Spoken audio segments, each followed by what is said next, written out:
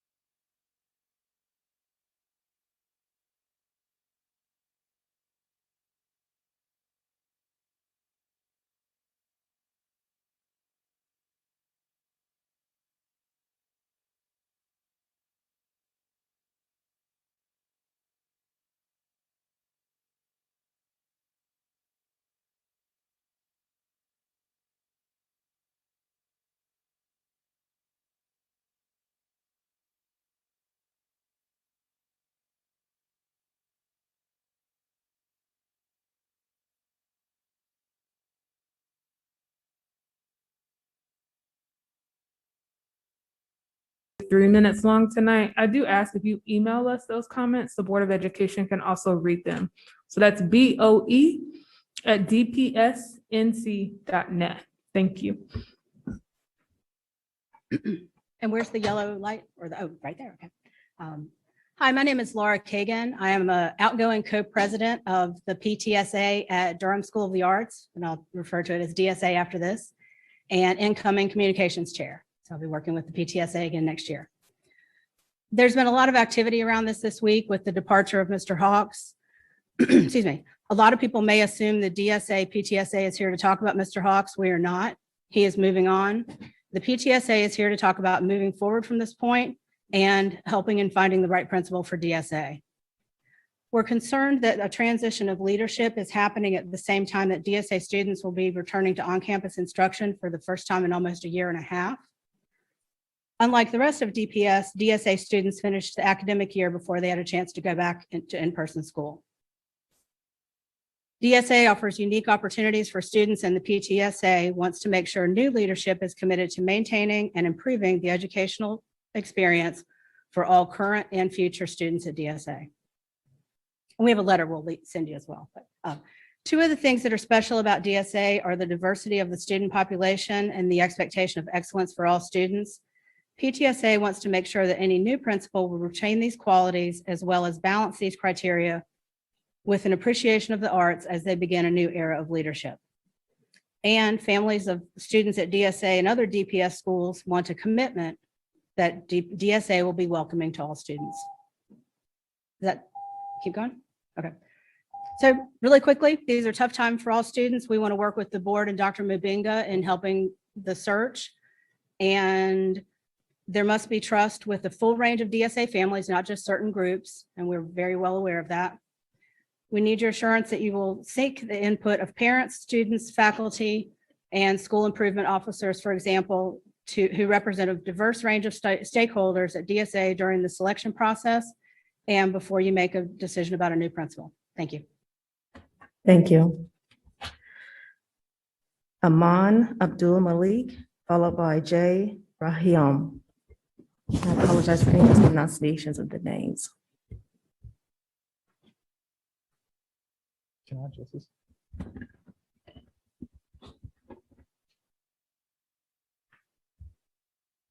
Oh. Good morning. My name is Aman Abdul Malik, and I'm a high school graduate from the class of 2020 at DSA. Today in this board meeting and the days prior, I've heard many parents express concern for the Board of Education's decision not to renew Principal David Hawk's contract, saying he's a positive and endearing figure for the DSA community, referencing his communication with parents via phone and email, and its enforcement of policies to ensure a smooth transition from in-person to remote learning. He was doing his job. However, as people who value connection and education, wouldn't you want an individual to go above and beyond with their position? Many other students and staff went through the last 4 years with fear, anger, and regret, all prompted under the leadership of David Hawks, which means that those late night phone calls were not enough. I'm one of the many passionate students who want their voice to be heard. Through an outside organization, I had the opportunity to do some research on the DSA's community problem, racial discrimination in the zero tolerance discipline system that disproportionately affects Black and brown students and produces a culture of fear and retaliation. And through our research, we discovered disproportionate rates of Black and brown students within the school suspension, now called RPC at DSA. And I don't have enough time to go into depth, but there should be a paper that many of you have that shows the statistics in regards to that. So, yeah. Thank you. Next, we have Jay Rahim and Isabel Lee.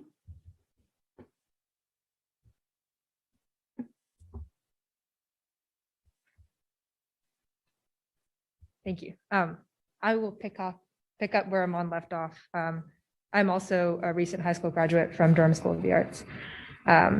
Through our research, we're also able to collect qualitative data through testimonies made by many students and parents alike who are influenced by Hawk's authoritative and disregarding leadership. Many of you may have read the Reverend Dr. Fatima Saleh's Facebook post. She sat in ISS with her son, wrote down her experience, but kept it to herself. Years later, when her younger son, also at DSA, received ISS, she was triggered by the event and posted her 2-year-old reflections on Facebook. These reflections shed light on the ISS classroom environment, and the post went viral.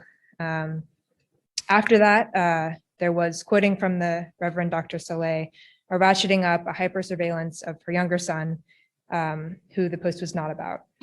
He came home saying that he didn't think people liked him there, and he didn't respond well to the hypersurveillance.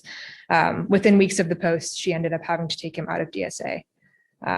For many students who have had contact with the ISS system under Principal David Hawks, transferring out of the school became the only option for improving or maintaining grades and mental wellness. This all took place under David Hawks' leadership that many parents cherish. We would also like to highlight that the discipline system created under David Hawks' leadership fails to promote academic success by being punitive and exclusionary. What we mean when we say that is that serving time in ISS will stay with you after you serve your time in RPC and has social and academic consequences. Is that my time? Yeah, that's the time. Thank you. Next, we have Isabel Lee and then Dan McKinnon. Please remember to state your name before you start your comments. Thank you. My name is Jay Rahim. Isabel went before me, but I am a recent high school graduate from Durham School of the Arts. So a lot of the statistics that you guys were given, the Board of Education and some of the papers that were passed out is not news to David Hawks. In the summer of 2020, a few weeks before we would start remote learning for the 2020-2021 school year, a group of DSA students, including myself and one staff member, presented these exact stories and statistics and more that we do not have time to present today to David Hawks. He responded in a defensive manner, saying that they had policies in place to fix these issues and were doing everything they could to address the problem, ignoring the fact that those policies were clearly not effective. He mentioned a student bill of rights, which many students weren't actually aware of, and suggested updating that document to fit our needs, but never got back with us at all through the school year. All of our research and commitment to change the culture within DSA went down the drain because it was not and never has been Hawks' priority. David Hawks' ability to resonate with his own students and staff is very small to non-existent. During the Black Arts Festival, we had a group session with students, staff, parents, and community members that focused on the racial injustices taking place in DSA in our community. Once again, during this session, David Hawks was defensive and disengaging to the people around him. He was on his iPad, phone, and disrupting other people while they were speaking, even though we had a talking system that only allowed the person who had the talking sign to speak. When students expressed their concern for the lack of resources for students of color through extracurriculars, programs, and resources, his response was, we have iPads that students were assigned to, and some of them didn't pick them up, so they're choosing to not have those resources. It shocked me to my core to have the leader of this community victim blame and manipulate the group into thinking it was the students' fault as to why they weren't succeeding in the school environment. I urge the Board of Education to be the listening ear that Hawks never was and discontinue his contract at Durham School of the Arts. Thank you. Thank you. Dan McKinnon, followed by Jackie Turnwald.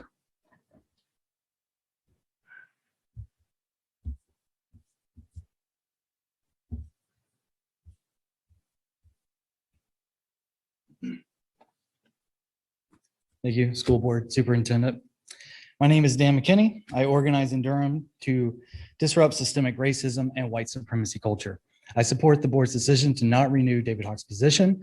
I support this decision because I have seen the data and I've heard stories from current and former students and parents of how Hawks routinely maintains high test scores in national rankings by weeding out students he and his staff feel will bring his score down. He has demonstrated that he is far more concerned with maintaining high test scores than he is ensuring that all students in his care receive quality education. In fact, in the context of racism, racial stereotypes, implicit racial bias, students that are perceived to be low performers report that they experience a toxic school environment where they are targeted and they feel that their only option for academic success is to transfer out of DSA. One of the tools that Hawks uses to push students out of DSA is in-school suspension, or RPC. Over the past 10 years, there have been many attempts to hold Hawks accountable for his racist policies and practices. I have spoken with countless community members and students who have brought these challenges to DPS administration. I have spoken with DPS administration about these concerns, and 100% of the conversations with admins say, yep, we're aware. I ask then, why has nothing been done about it? The underlying root fear that I get, the fear is that there will be an uprising of white people who support him. Glad I got that far. Thank you. Jackie Turnwald, followed by Matthew Townsend.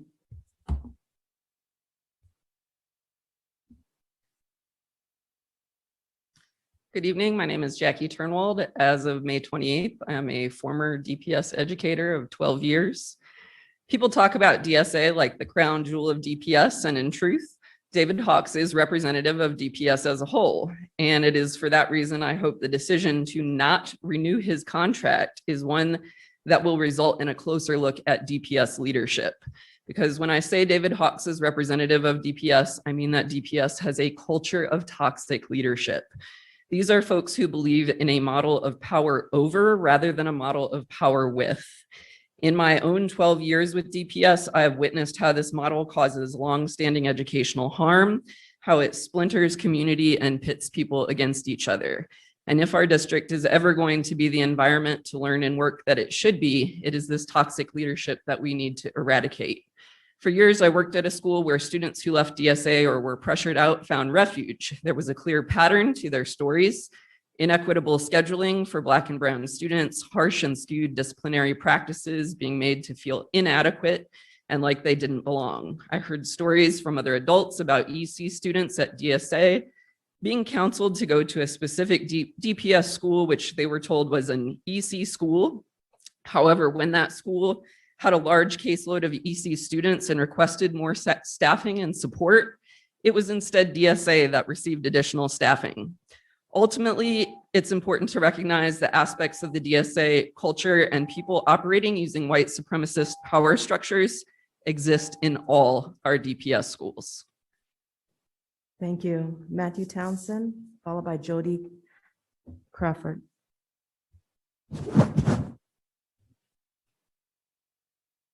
Good evening, everyone. My name is Matthew Townsend, and I'm a teacher at DSA who's had a few trips around the block in North Carolina, working for 16 different principals before coming to work with Mr. Hawks.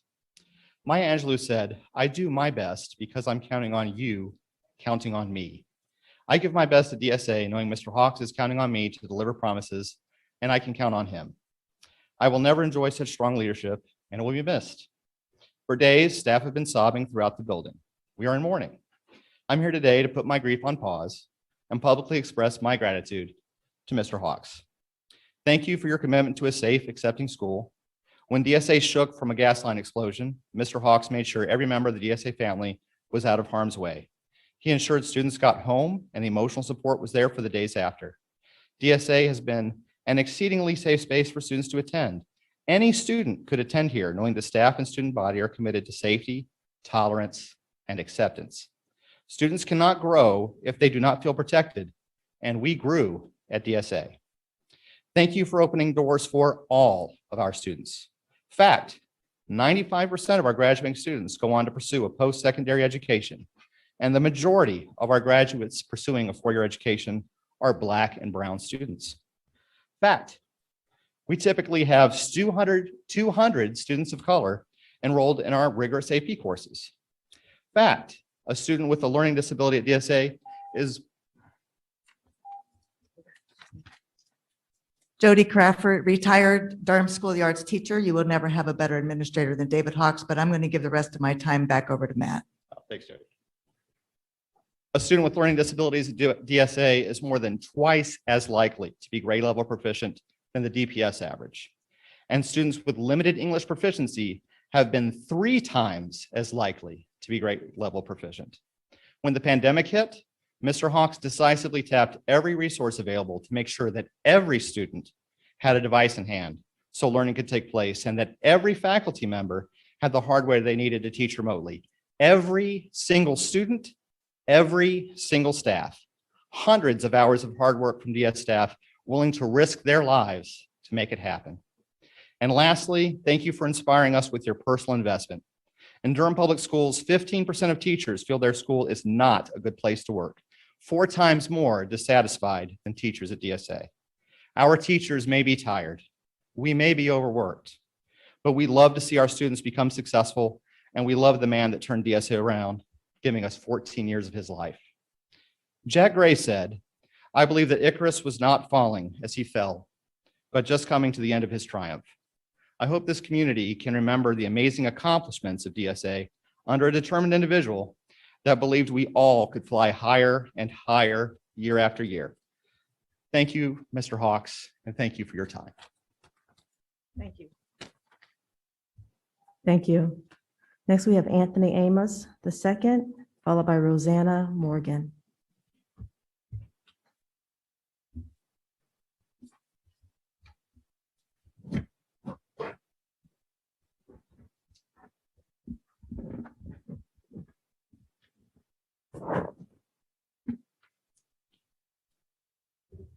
Good evening, members of the board, Dr. Mubanga. My name is Anthony Amos. I'm a teacher at Durham School of the Arts.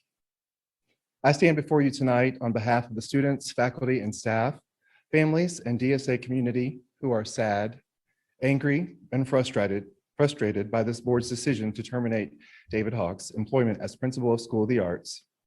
I'd like to share 3 important things that you should know about Mr. Hawks. I've observed these things on firsthand basis, and I believe that everyone in the field of education should work like this in some manner. Number 1, stand up for what is right and best for our students. Even when things are challenging, even when it's the hard thing to do, stand up. Mr. Hawks stood up. Number 2, always strive for excellence. Set your standards for yourself and others, set very high standards. This valuable life lesson will take you far in life and open doors you didn't even know existed. Mr. Hawks always strives for excellence. Number 3, let your passion drive your creativity. Find your passion and walk in that direction. Keep an open mind and find creative ways to learn and grow. Mr. Hawks is passionate about education and seeing our students use their creativity to flourish. School board, I fear you have made a grave mistake. It is always the right time to do the right thing. Thank you for your time. Thank you. Rosanna Morgan, followed by Joseph Cisco.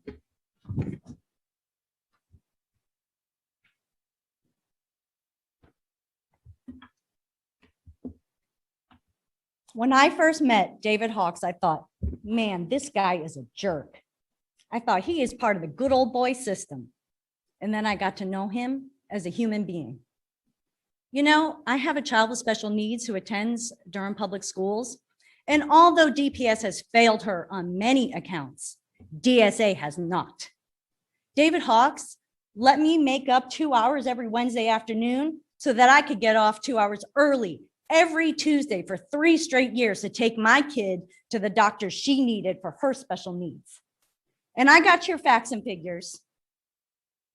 DSA is not failing you. DPS is failing us. They are sexist. They are racist. They are ableist.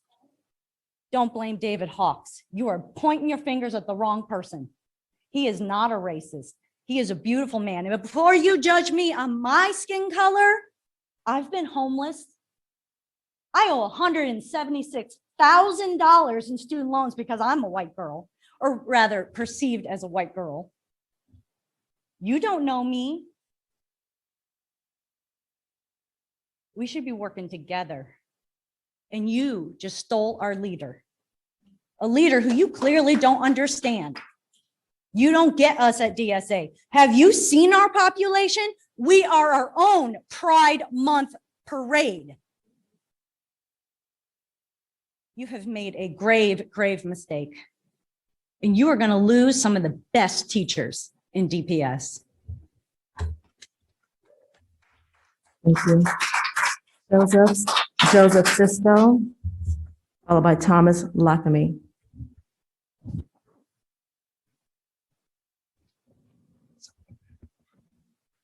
Good evening. My name is Joseph Cisco.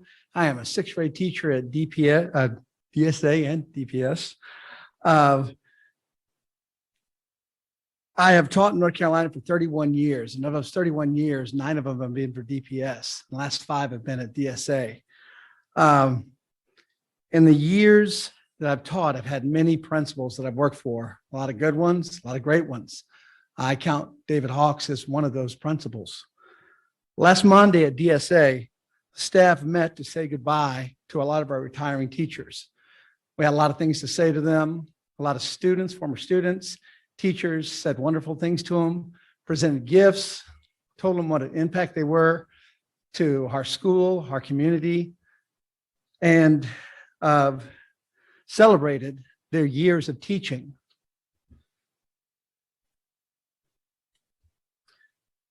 Mr. Hawks has served DSA for 14 years.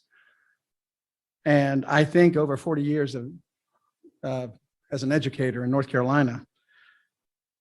There was no honoring him when he received his notice. were no kind words. There were no gifts or presentations. She had a notice from the board that his contract would not be renewed. Now, I was happy for my retiring colleagues. I celebrated with them. I was very sad to hear about David Hawks. I can't finish all I wanted to say, but I do encourage the board, as you're looking for a new principal, please reconsider the decision you made and consider issuing David Hawks a new contract for DSA. Thank you. Thomas Lockamy, followed by Robert Burrows.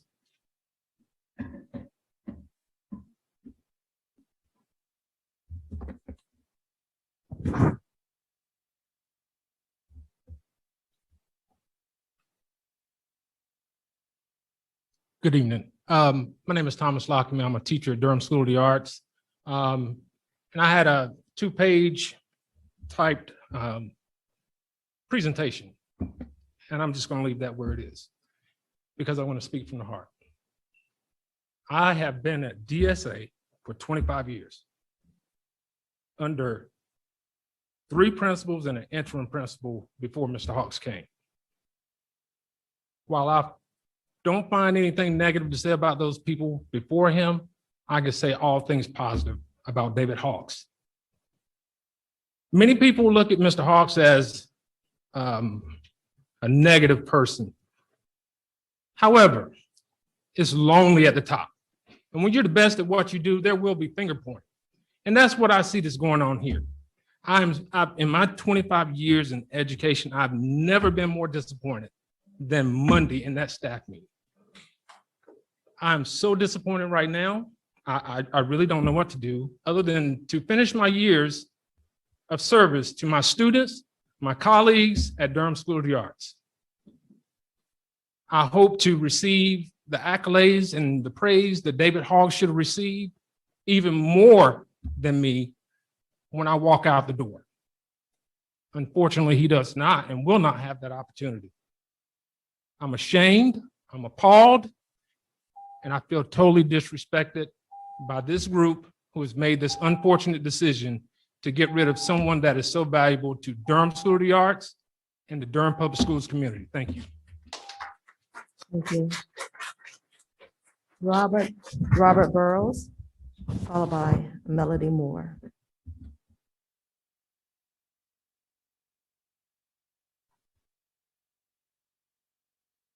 Good evening. I'm Robert Bourgeois, and I teach at Durham School of the Arts. Like my colleagues have said, David Hawks was a great principal. I've been at DSA now for 18 years. I've served under 4 different principals, including David Hawks, and putting an interim principal in there as well. Prior to Mr. Hawks, it is easy to say that the school was in disarray. There was a lot of chaos. We saw a lot of problems that a lot of schools experience on a daily basis. When he came into DSA, he followed and established or followed the rules that were set by those above him. A good leader does not have the luxury of doing what is popular. They have the responsibility to do what is right and to enforce the rules of those established above them. As I said, in this case, rules that were developed by the Board of Education.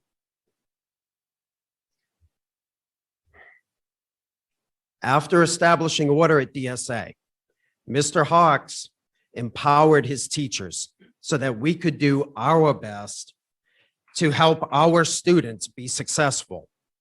He was supported for a renewed contract by Dr. Mubenga, the superintendent. We have a 96% approval rating in the teacher working survey.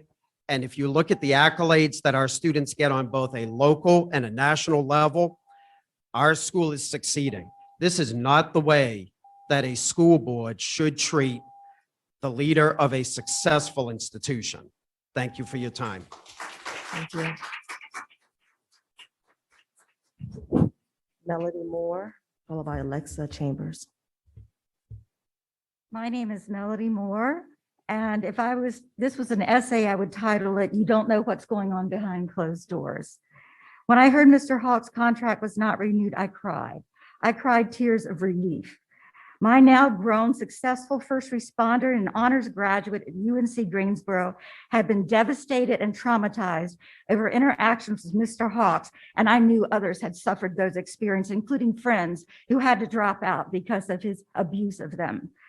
I turned last night to detailed notes and from an investigation that I asked and former Superintendent Keys conducted at Durham School of the Arts, finding and assuring me that my daughter was an excellent student, an AB student, well-liked by everyone. She was editor of the book club. She was a published author. She's a person of color, and in spite of having ADHD, epilepsy, and mild learning disabilities, she was harassed by Mr. Hawks. Following brain surgery, after no behavioral issues identified whatsoever, we returned to the school for what we thought was a re-entry meeting. She had had brain surgery to end epileptic seizures. She had a short-term hospitalization with some short depression that follows brain surgery. We walked into the meeting with my daughter excited to be returning to DSA. The first thing he said to her was, "You are no longer welcome at the school. You've had brain surgery. Don't you have OCD and ADHD? You belong in a therapeutic school, not at DSA." Superintendent Keys conducted a thorough investigation, sided with my child, but said never go to an attorney or go to the Office of Civil Rights or go to DPI, or I will turn Mr. Hawks on you. I have documentation, I have emails, exchanges, and I'm glad to provide those to you. If you're a targeted student, you don't want to go to DSA. Thank you. Alexa Chambers, followed by Irving Truitt.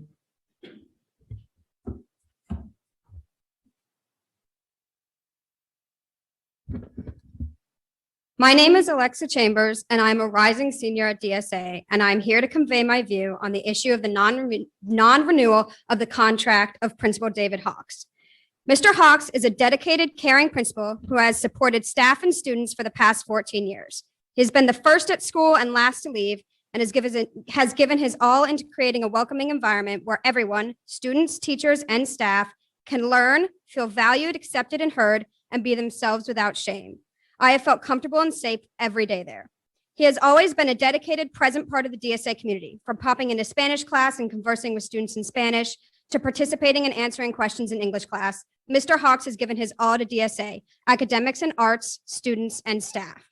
When the arts programs were on the verge of being eliminated, Mr. Hawks fought and won to keep the programs that created a well-rounded education and made DSA unique.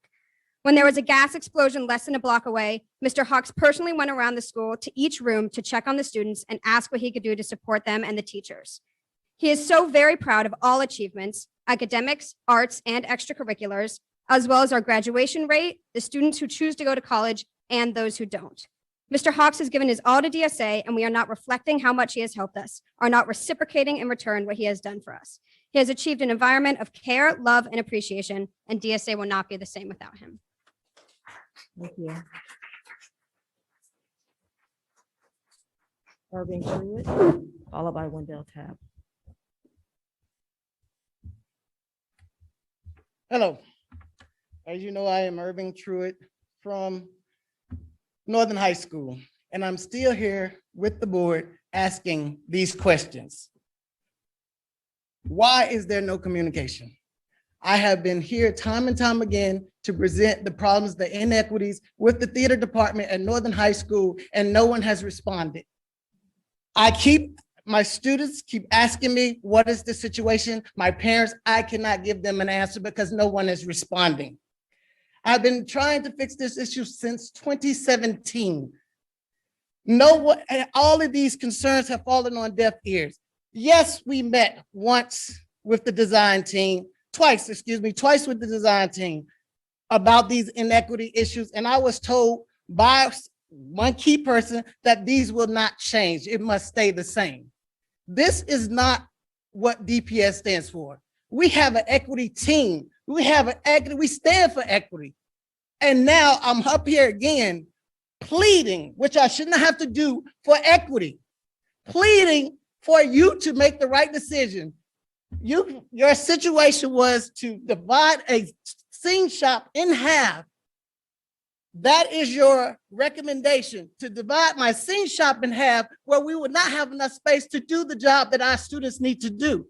And so you can create a classroom. As we know, there was not a classroom for theater in the design. You have to do right by our students. And you have to communicate with me so I can communicate with my students. This is not acceptable. Thank you. Wendell Tab, followed by Jenny Surface.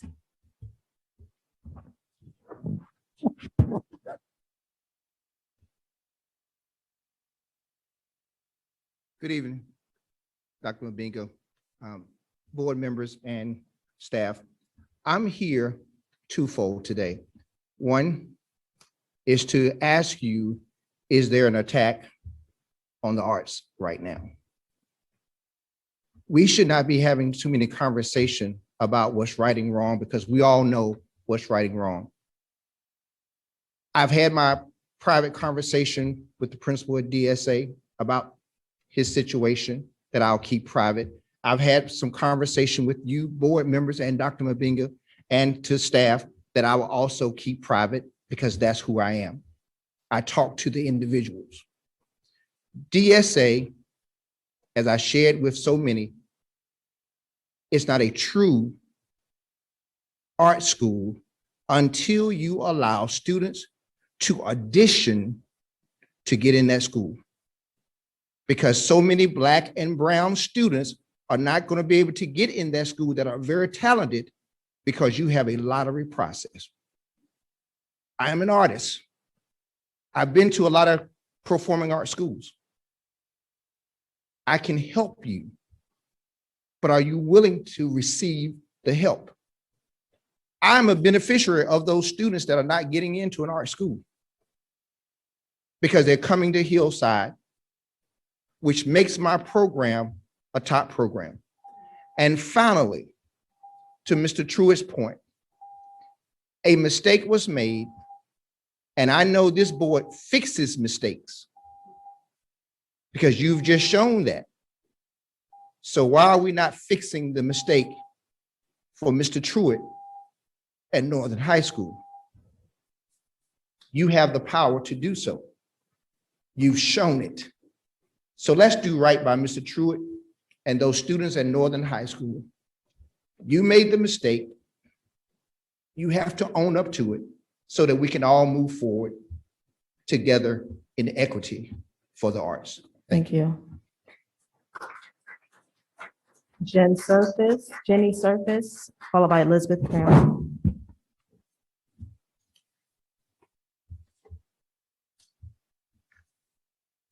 Hi, I'm Jenny Surface, and I just want to quickly say one thing, and then I'm going to yield the rest of my time. I want you to know that DPS schools had failed my son until he went to DSA. He's an exceptional kid, but not an EC kid. He's on the other end. He has a 570 on his SATs when he was 10. He needed bigger things. You know what happened to him in K through 5 before he got to the school? He sat in the back of the classroom, and every classroom taught himself math because no teachers knew what to do with him until he got to the wonderful teachers at DSA who provided just a lot of stuff that helped him stay focused on his studies, and he re-engaged in school. He re-engaged in school because of these teachers and Mr. Hawk's standards. And I yield the rest of my time. Thank you. Elizabeth Cramling, followed by Kathy Sander.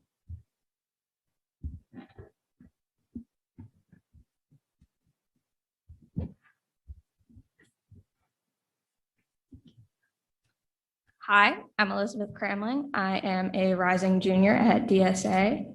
I have been at DSA since the 6th grade. And I'm disappointed that the board is getting rid of Mr. Hawks. He has allowed our school to flourish. He has fought for us.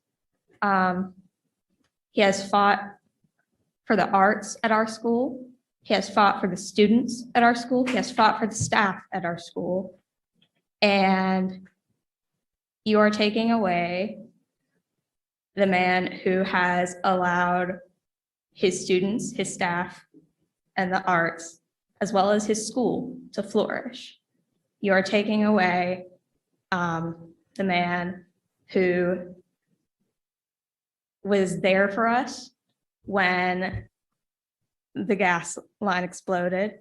You're taking away the man who has shepherded us through the coronavirus, who has checked in on every classroom, on every student, on every teacher. He has been there for us, and I'm disappointed that you're taking him away. Thank you.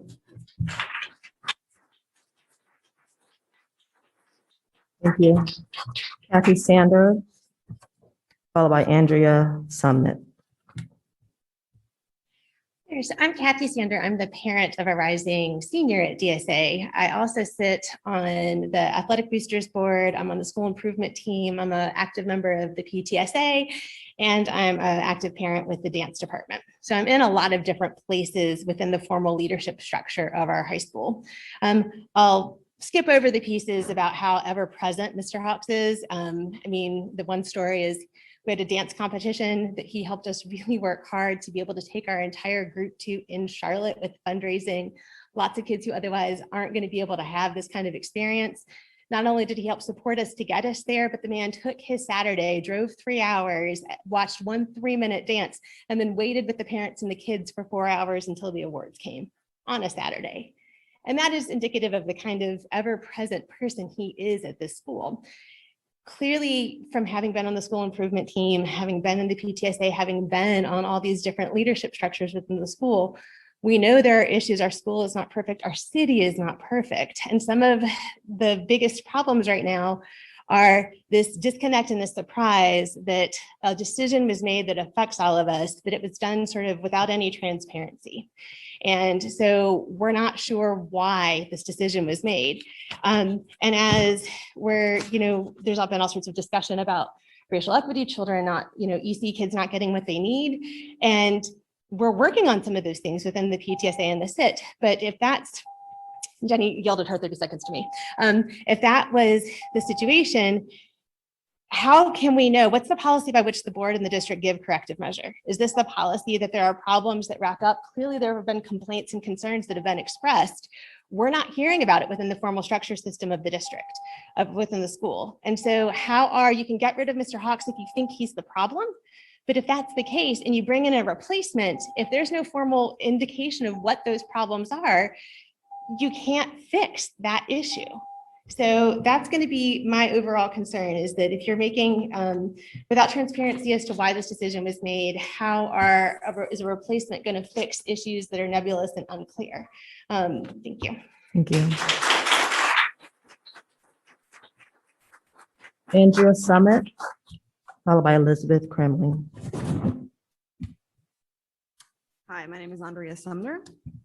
I've cut my comments very short because a lot of speakers have said points that I would have made, particularly the incoming PTA communications director and that wonderful speech by our rising junior. I have 2 children who have graduated from DSA. We have nothing but good things to say about the administration and the faculty. Both children, one class of 16 has a minor in art from UNC Asheville. The other class of 19 is pursuing cello performance at Berklee School of Music in Boston. You have a wonderful faculty at that school, helmed by a person who has given them has empowered them to provide a quality instruction to the point that people, young adults, are choosing career paths based on their experience at DSA. I question your timing on this. You seemingly have put yourselves in a corner unnecessarily. You fired this guy in May, and you've got an incoming school session in August. This coming session will be unlike anything else. I'm a scoutmaster here in Durham. I've got children. My scouts are in this school. They are traumatized by being at home for the whole year and having distance learning. now you're changing the administration. I question as to why you've backed yourself in this time corner. Thank you.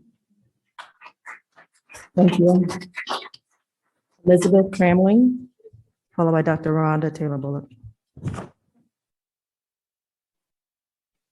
So I get to speak some more. Yeah, I'm going to yield my time to whoever's after me. 1 second, hold on. I'm sorry, our speakers can only speak one time. Yeah, I know. My stepdad accidentally signed me up twice. Well, I signed up after he signed me up. Okay, so thank I'm you. yielding my time. So, yeah, next is Dr. Rhonda Taylor Bullock, followed by Fatima Saleh.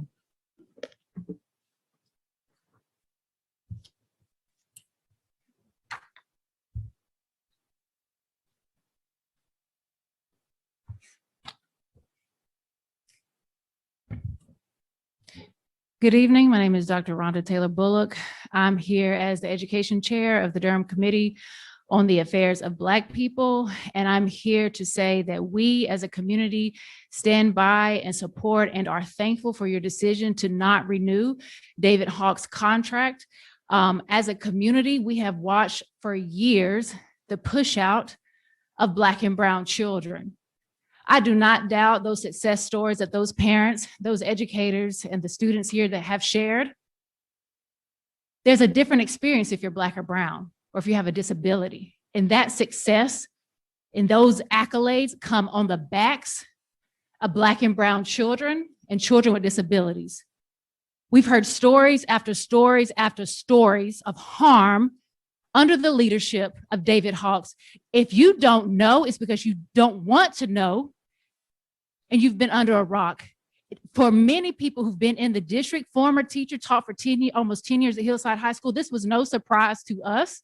We are not surprised. We are thankful. We hope that you stand by your decision and do not back down. I also want to put on notice that some people, the educators at that building who came up here and said, yes, keep this man here, who's garnered success on the backs of Black and Brown children, they're on record so that when the new leadership comes in, they'll already know who else may not need to have their contract renewed. Thank you for making that easier for us. Hey, hey, ho, ho, David Hawks has got to go. Forward together, not one step back. Forward together, not one step back. Hey, hey, ho, ho, David Hawks has got to go. Thank you. Next, we have Fatima Saleh, followed by Sandra Mendoza. Thank you.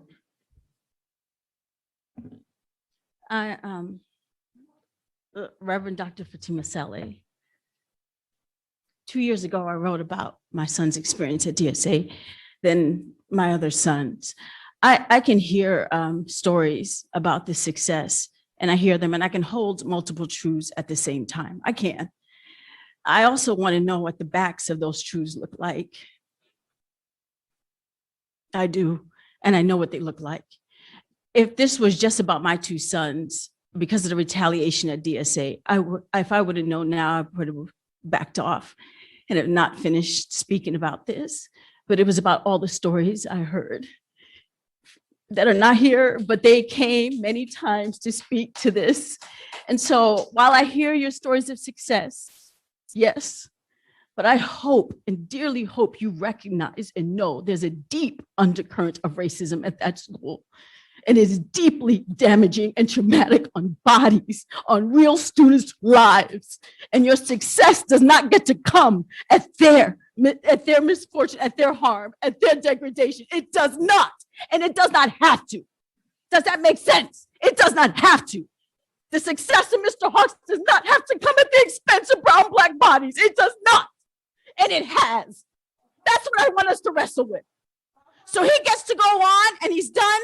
But I want this district to really, and the superintendents, all of you, the school board, all of you, to think about how do we not replicate this again, ever. That success gets an underbelly by which we are not willing to acknowledge, that we're not willing to say it needs to be dismantled. This is the last time I want to be in a meeting like this. See our children, they matter. Thank you. Sandro Mendoza, followed by Carmel Wheaton.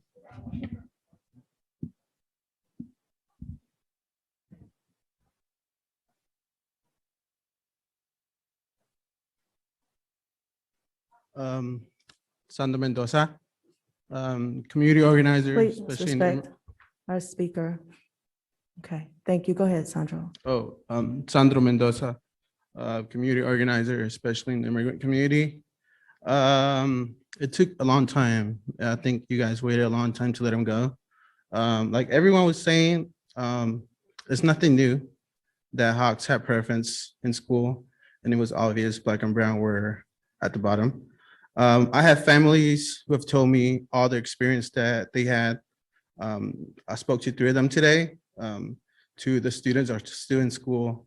They didn't want to come today to speak, not because they don't want to, it doesn't really matter to them, but it's more of a retaliation. They knew there was going to be people here that might treat them a little bit different if they spoke publicly. But I will tell you this, they will send an email of all the experience they have had.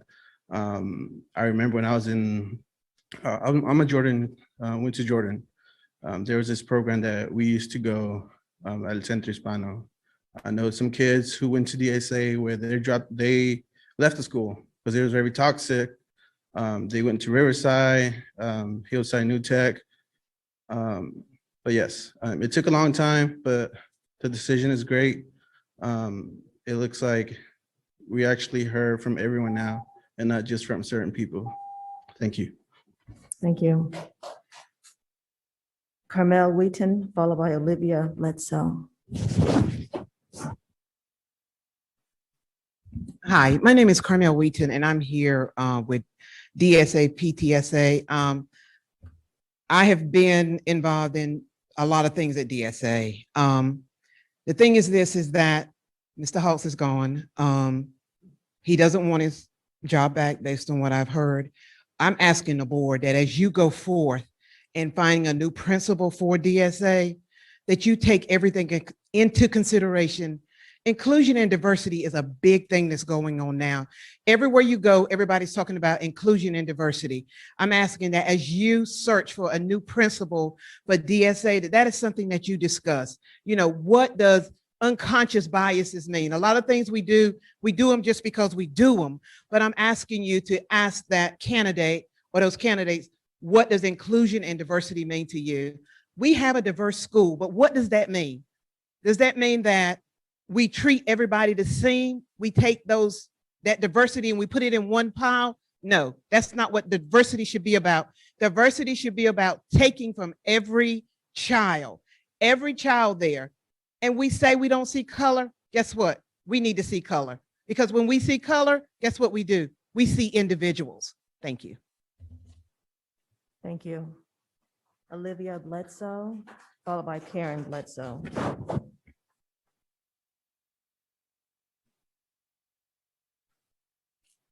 Hello, my name is Olivia Bledsoe, and I am a rising junior at Durham School of the Arts.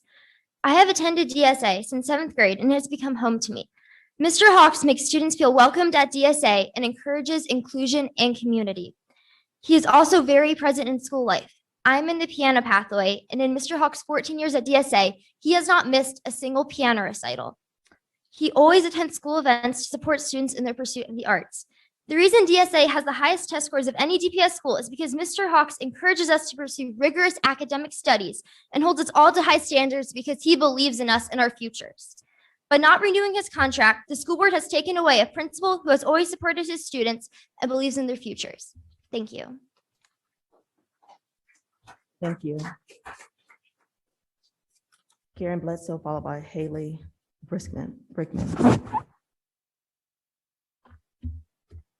We have a problem here, school board. You made a drastic decision behind closed doors. You're voted into office, and we demand transparency. You blindsided the teachers, the students, the parents, and staff at DSA. The top school in your district, you threw it under the bus. Mr. Hawks and Durham School of the Arts deserves better than this. For 14 years, he was at the helm of the ship, taking DSA to the top. Why are you trying to sink that ship? What do you have to prove by doing it? We all signed up, everyone in this room whose student goes to DSA, for the same lottery. We all had a choice to make when we sent our kids to DSA. Mr. Hawks expects the best from his students at their level. As parents, don't we also expect the best from our student? He creates a conducive learning environment for all students, no matter their race, gender, or sexual orientation. I have only read of one cited example recently against Mr. Hawks. DSA is 30% white, so to be an ISS and see 8 of 11 kids being Black or brown would be correct. Statistically, if all kids had equal propensity to misbehave, you see 7 of 11 be Black or brown. Those are the statistics. Those are the facts. That is hardly justification to cry racism. That's a big word. And throw out the principle. According to the Wall Street Journal, in 2018, 2019, and even more in 2020, Durham County has seen an outflow of people. People are leaving our county. Why? You can help change that by starting to celebrate excellence and using Mr. Hawks as an example for other schools in the DPS school system so they can rise to the same standards as DSA. Thank you. Thank you. Haley Brickman, followed by Lucas Gearhart.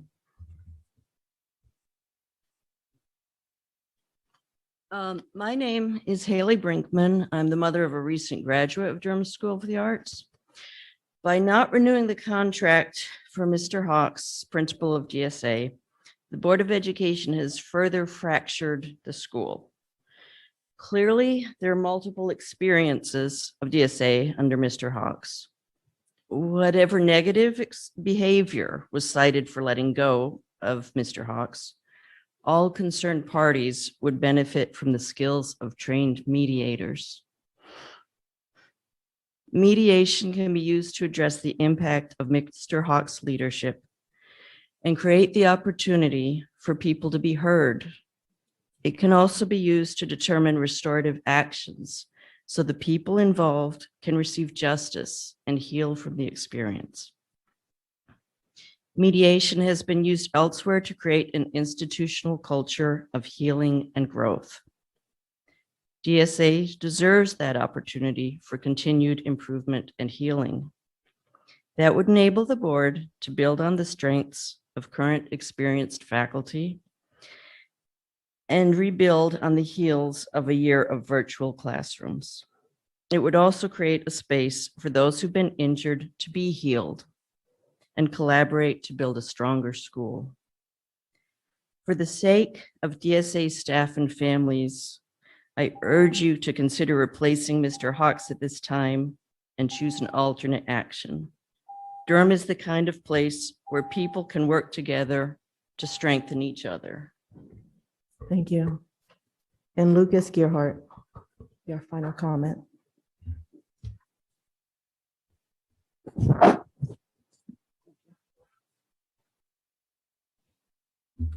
Good evening. My name is Lucas Gerhart. I teach digital media at DSA.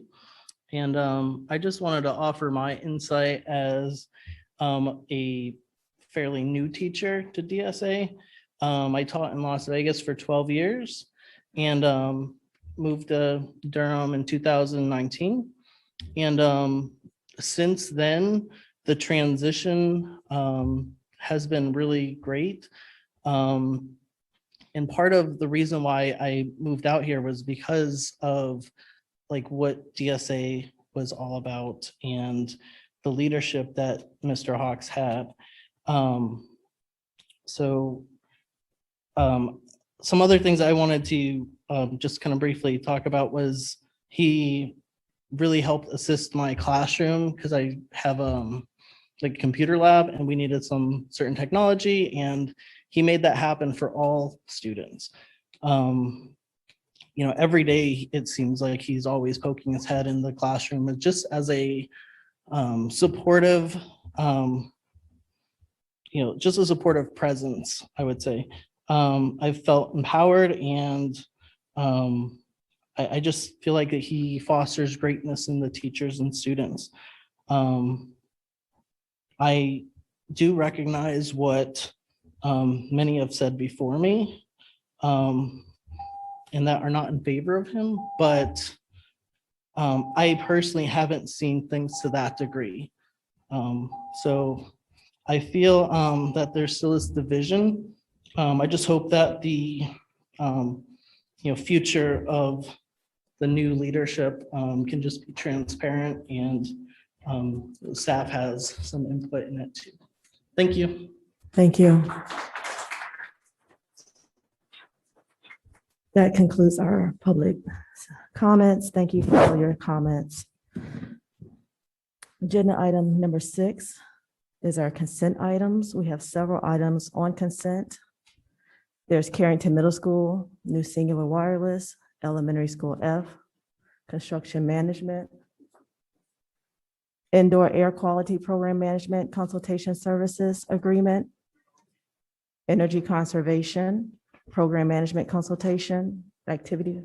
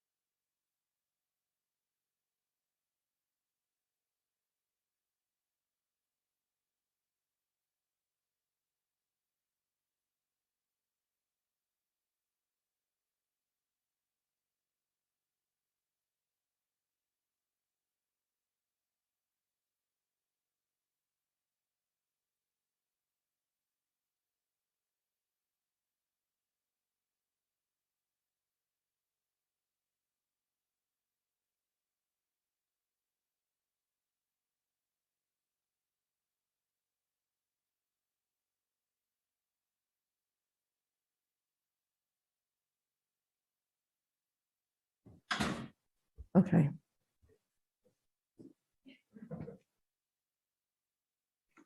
All right, so that concludes our public comment. And our next item on the agenda is consent item. We have several items on consent. I'll read through them and then you all will let me know if there's anything you want to take off or if we want to go to approve them. So the items are Carrington Middle School, new singular wireless, elementary school F, construction management at risk construction contract, indoor air quality program management consultation agreement, energy conservation program management consultant service agreement, activity bus replacement, WG Pearson chiller replacement, school nutrition services food and supply contract renewal, school nutrition services milk product contract with the dairy, pet dairy, school nutrition service produce contract with Foster and Center for Inquiry-Based Learning, continuing budget resolution fiscal year 2021-22. And the added item is a resolution in opposition of House Bill 324. Are there any items you want to pull? I move approval of our consent agenda. I'll second. It's been moved by Ms. Umstead, second by Mr. Lee. Discussion. All in favor, say aye. Aye. Any opposed?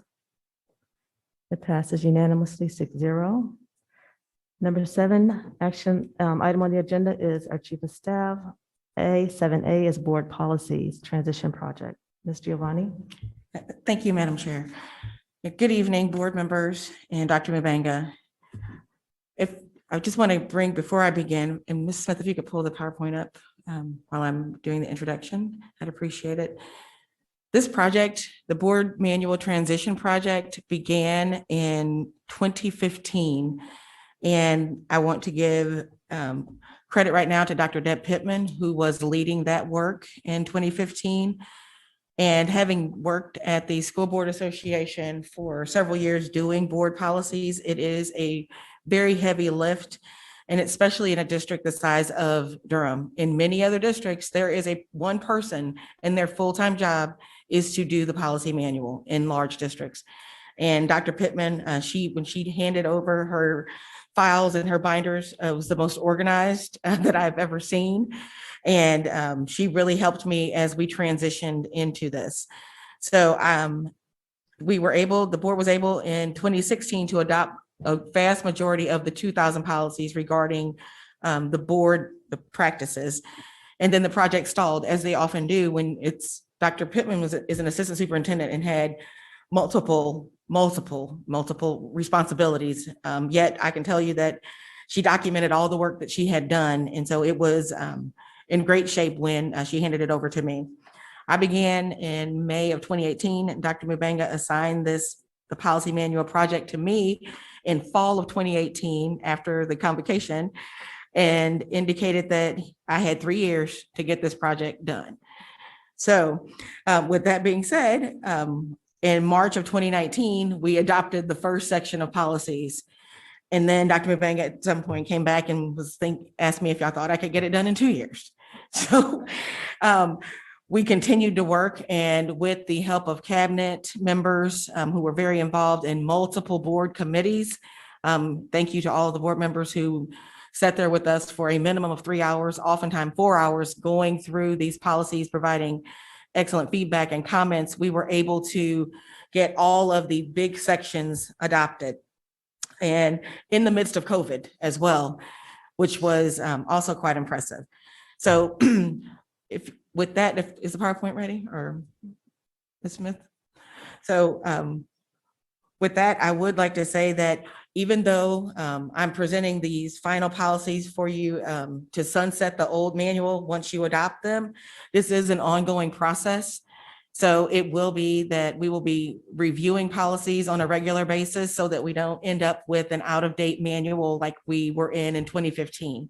So a majority of those policies were from 1999 or 2009, and they just hadn't been looked at because it's oftentimes that policies, because they don't seem to be pressing, other fires occur. And so I have been informed that that is not allowed to happen. So it is my responsibility and the responsibility of my fellow cabinet members to make sure that we are on a regular basis reviewing them and presenting them to the board for their input and feedback, as well as some policies, which we'll talk about later, for example, like the equity policy that involves significant stakeholder input as well. So with that introduction, next slide, please.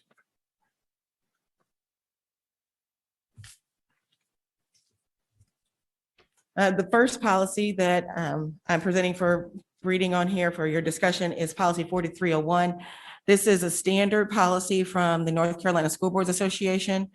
And what I will say, and I think Mrs. Byer can certainly testify to this, that what we received from the School Boards Association, which is what my job was for like 9 years, was great. But in a community like Durham, it was not customized oftentimes to reflect our practices. And so there was a lot more that's involved. And so as I've learned kind of where the community is there and had conversations with our principals and other leadership, I'm starting to bring more recommendations. So for example, this policy, our recommendation is that we delete confiscating devices.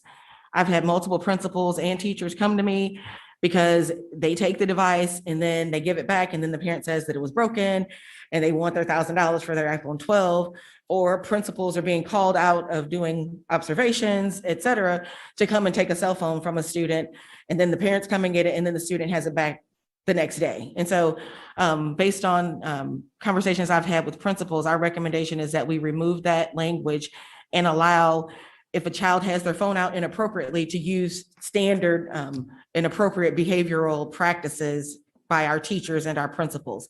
In the event that there is some allegation that would require or justify confiscation of a phone, for example, if there's inappropriate photographs, et cetera, under the policy 4342, that would still be allowed.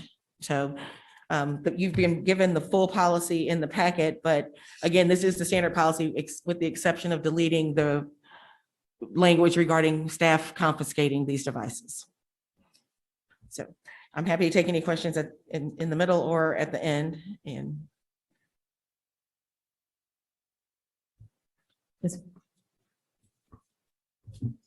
wait to the end. Yeah, let's wait to the end. Thank you. Next slide, please. Policy 1510, school safety. You adopted this back in March. This is one of the first policies you adopted in March 2019. As I went back through the original old DPS manual and making sure that a lot of the practices and beliefs that the board had were that we didn't just throw those out necessarily. There was language regarding corporal punishment. So the standard policy from NCSBA does not include that. Our old policy did include that. So as we are sunsetting that old policy manual, I have transferred over the language with the prohibition of corporal punishment so that we aren't an outlier in not only the state, but the country in allowing corporal punishment. So this is the exact verbatim language that has been, I believe, since maybe 2009 or even 1999, maybe 2009, regarding corporal punishment. So this is just an amendment to an already adopted policy with language that's previously adopted as well. Okay, next slide, please. So there were several policies that were really didn't reflect kind of what Durham stands for currently, but this policy here, and I've brought it to you, it is the data dashboard. The original policy was from let me make sure I get it right, the exact year.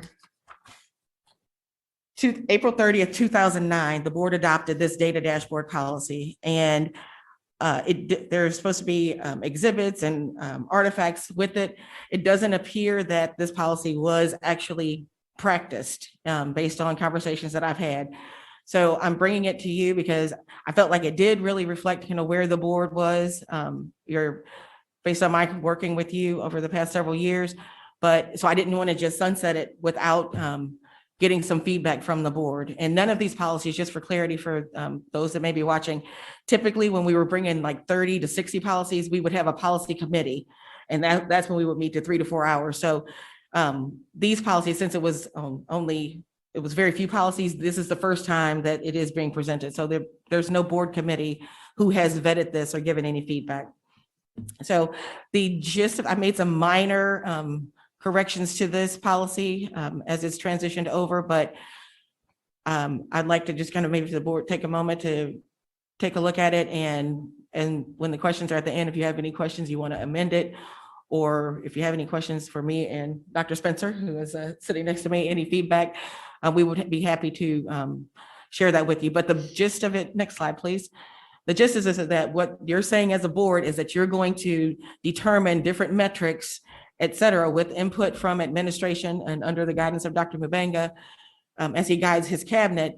We would then provide these metrics and go through with the board, like what metrics you want on there. For example, student achievement, finance, operations, so that the community and the board and teachers and parents would have access to understandable data, understandable metrics, so that they would be able, and partially one of the main reasons I also wanted to include this is because the test scores are always on there. The school report cards are always in it, but it doesn't tell you about like satisfaction of teachers and finance and operations and how well a school district is being run. And those are obviously very important, and maybe even more important sometimes than some of those other broader numbers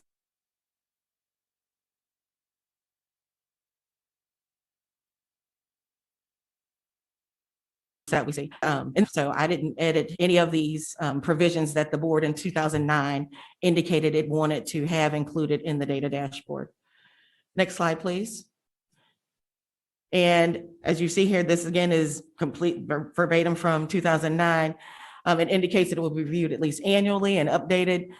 And lastly, that the policy will be reviewed every 4 years. And I think, as I indicated at the outset, that sometimes that's difficult if there's not a person who has, that committed as their responsibility. And next slide, please.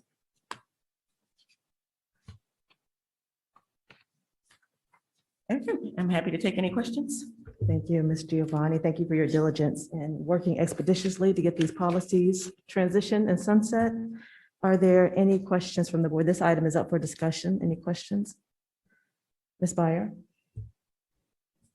Thank you so much. And thank you, Tanya, and thank you, Dr. Pittman. I had forgotten that we had been at this since 2015, but you are right. This has been an enormous amount of work, tedious work, thankless work, but for that, we thank you and Dr. Pittman like bucketfuls for everything that you've done to help us guide through this. These policies, some of them were from 1999 and hadn't been looked at. And I really appreciate the changes you brought. I don't have questions except on the data dashboard. I think that one does go back to the board's prior work with the Center for Reform for School Systems way, way back when.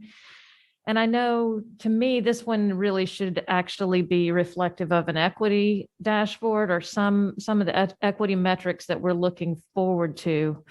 I wonder, though, in the meantime, if they could just, the metrics could be what's in the strategic plan and identified there.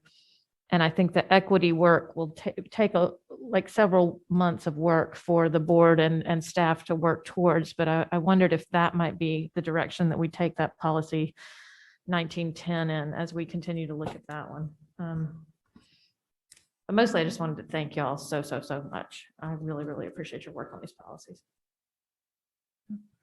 Thank you all so much for the work. And I kind of also forgot that it's been since 2015 that we've been working on this.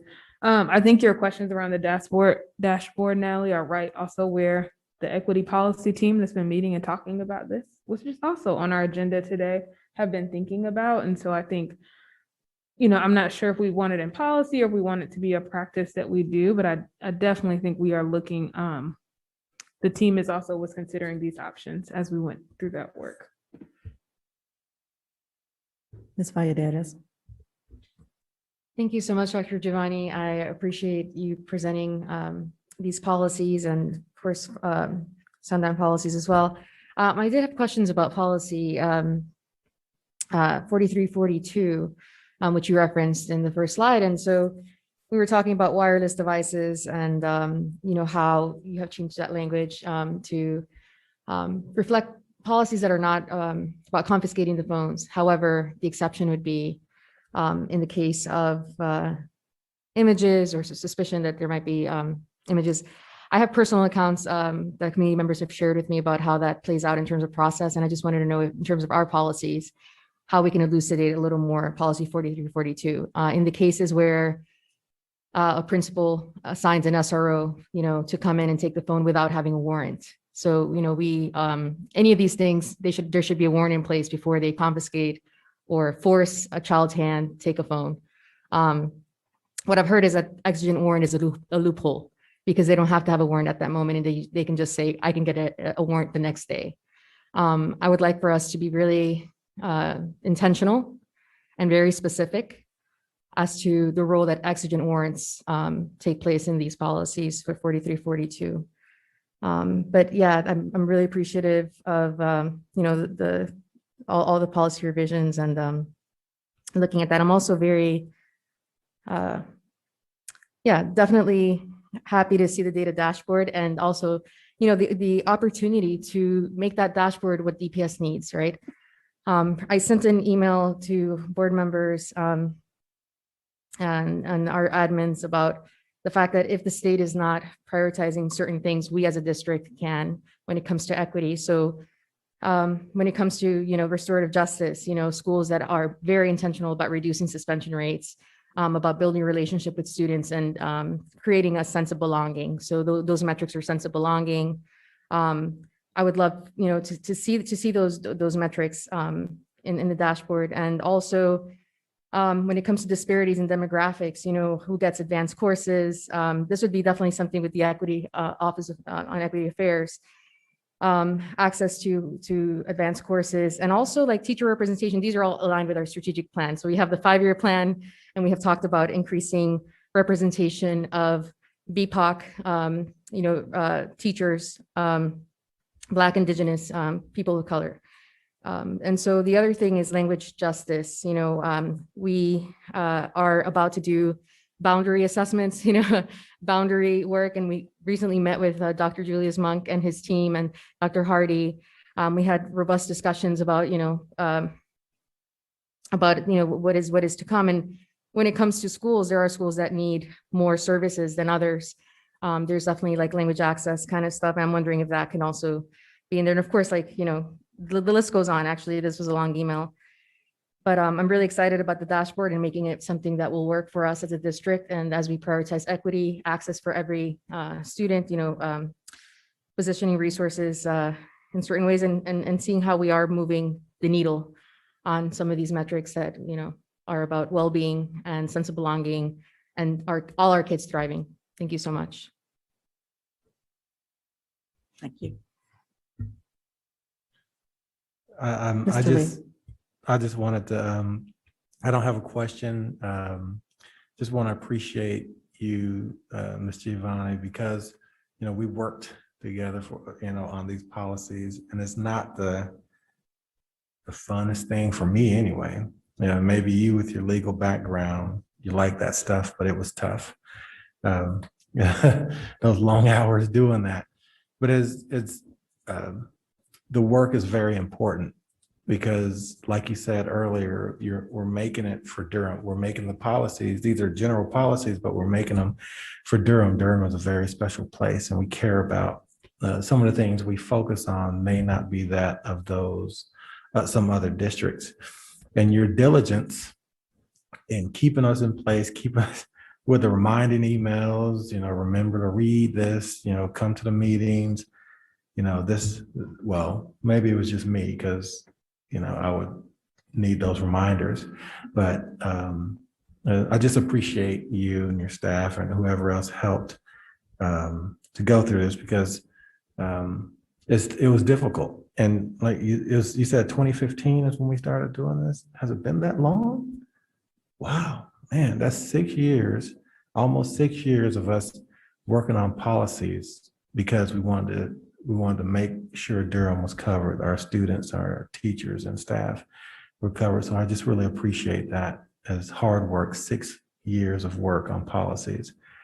That's a long time. So thank you so much. I appreciate it. And Mr. Raven, go ahead. And I'll echo what Mr. Lee said. I promise you, I feel like he was reading my paper. First, I was going to thank you for your assistance on this and even the invitation to allow me to work with you early on in my stint on the board. Actually, just understanding the process. I think it's one thing to have an idea of what you would like to see within policies and modifications. It's another thing to understand how to implement them within the proper framework. And I think you and your legal background have definitely been an asset to the district. My question is going to be I know a few meetings back, we discussed the new policy management system that we were going to have. And I heard you just mentioned about being able to review this roughly every 4 years. And I'm wondering, in that new policy management, is there a way that we can set, indicators or triggers to remind us to actually review this? And if we could actually stagger it, so it's not everything hits on that 4th year, maybe some of them we review it in 2 years, especially the ones that are a bit more broad. And that way we have a constant flow of review and process improvement. Thank you. Yes, just to clarify, so that language from the 4 years was the original language in the data dashboard policy. It is, and I think I've shared this with Chair Umstead as we've kind of worked through, and I've sought her leadership regarding this project. Quite probably, I'm sure she's seen my number pop up and know what it was about. But we, once we get this transitioned over, because there's going to be a lot of heavy lifting as we transition over into the new board management meeting software, but working with Chair Umstead and Vice Chair Lee and Dr. Mabenga to establish a regular schedule for review. For example, like HR has the personnel policy. So what you don't want is for 4 years to go by. So annually, it would be my plan and my suggestion that Dr. Lassane pull all of the personnel policies, or Dr. Monk pulls all of the facilities policies, or Mr. Lesueur pulls all the finance policies, at least annually, and make sure that they are reflective of what our practices are.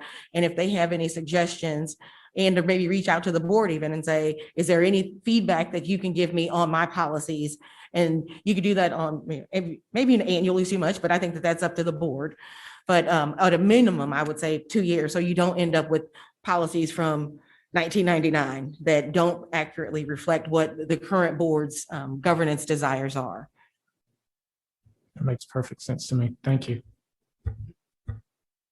I just had a quick question about the metrics, and I appreciate and enjoyed those 3-hour meetings and going through policy. And I definitely appreciate your willingness to take what was an idea and how to make it work, and always coming back with, resolutions on how we can fit in what it was we're thinking on paper according to legalese. So thank you for that and your work, and also Dr. Pittman for holding it down, getting us to this point. My question is around the data dashboards. Where would the data dashboards be housed? Is it part of research and accountability? What metrics will be established? I think you mentioned that the board will be establishing these metrics, and possibly, as Ms. Umstead mentioned, Equity Affairs is looking at a dashboard as well. And is it, so those are, you can come back, not necessarily right now, but is it district performance or school performance?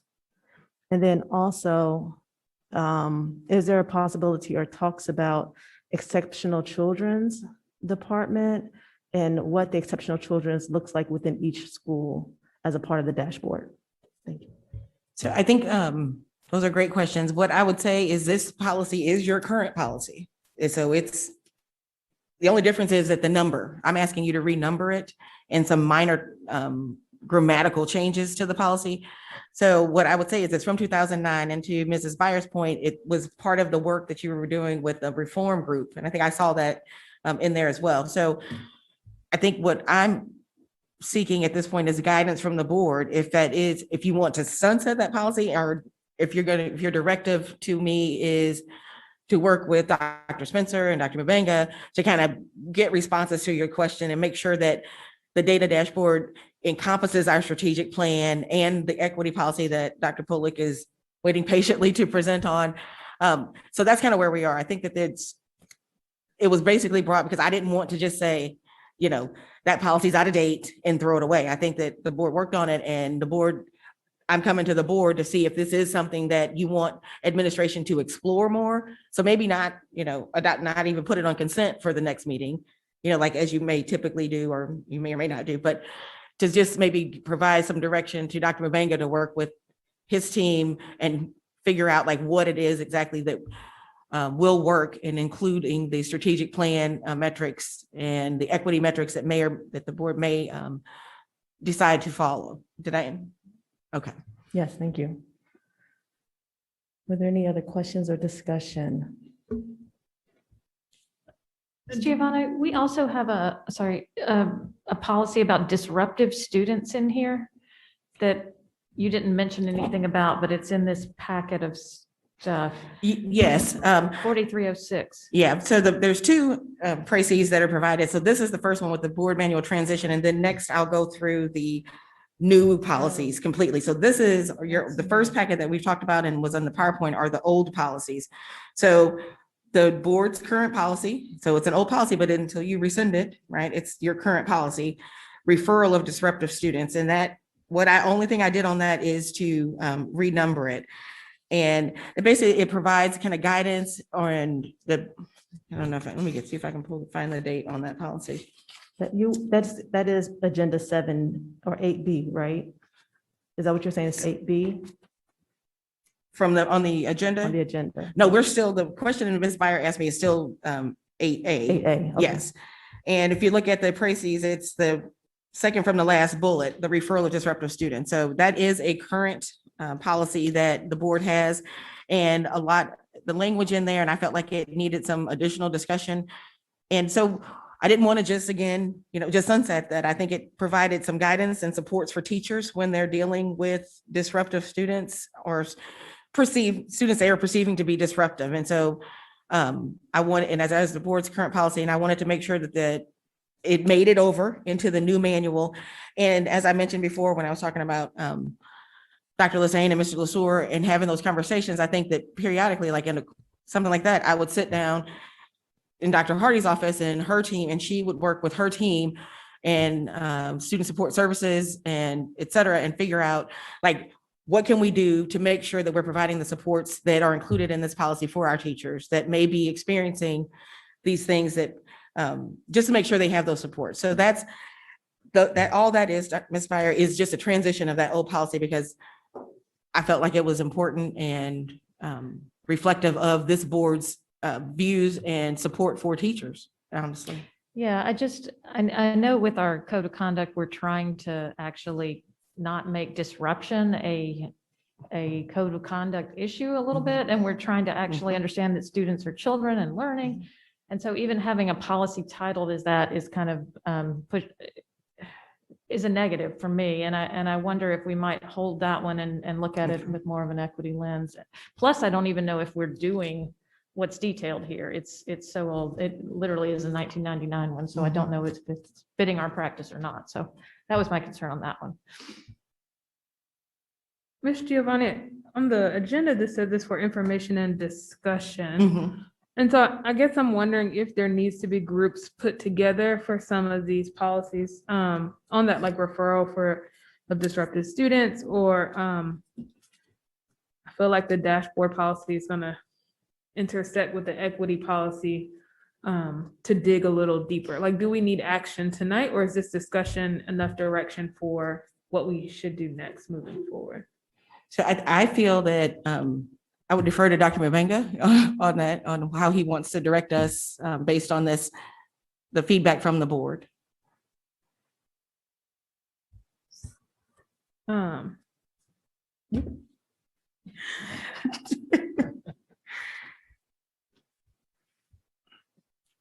would suggest that the board give the staff time to work on this.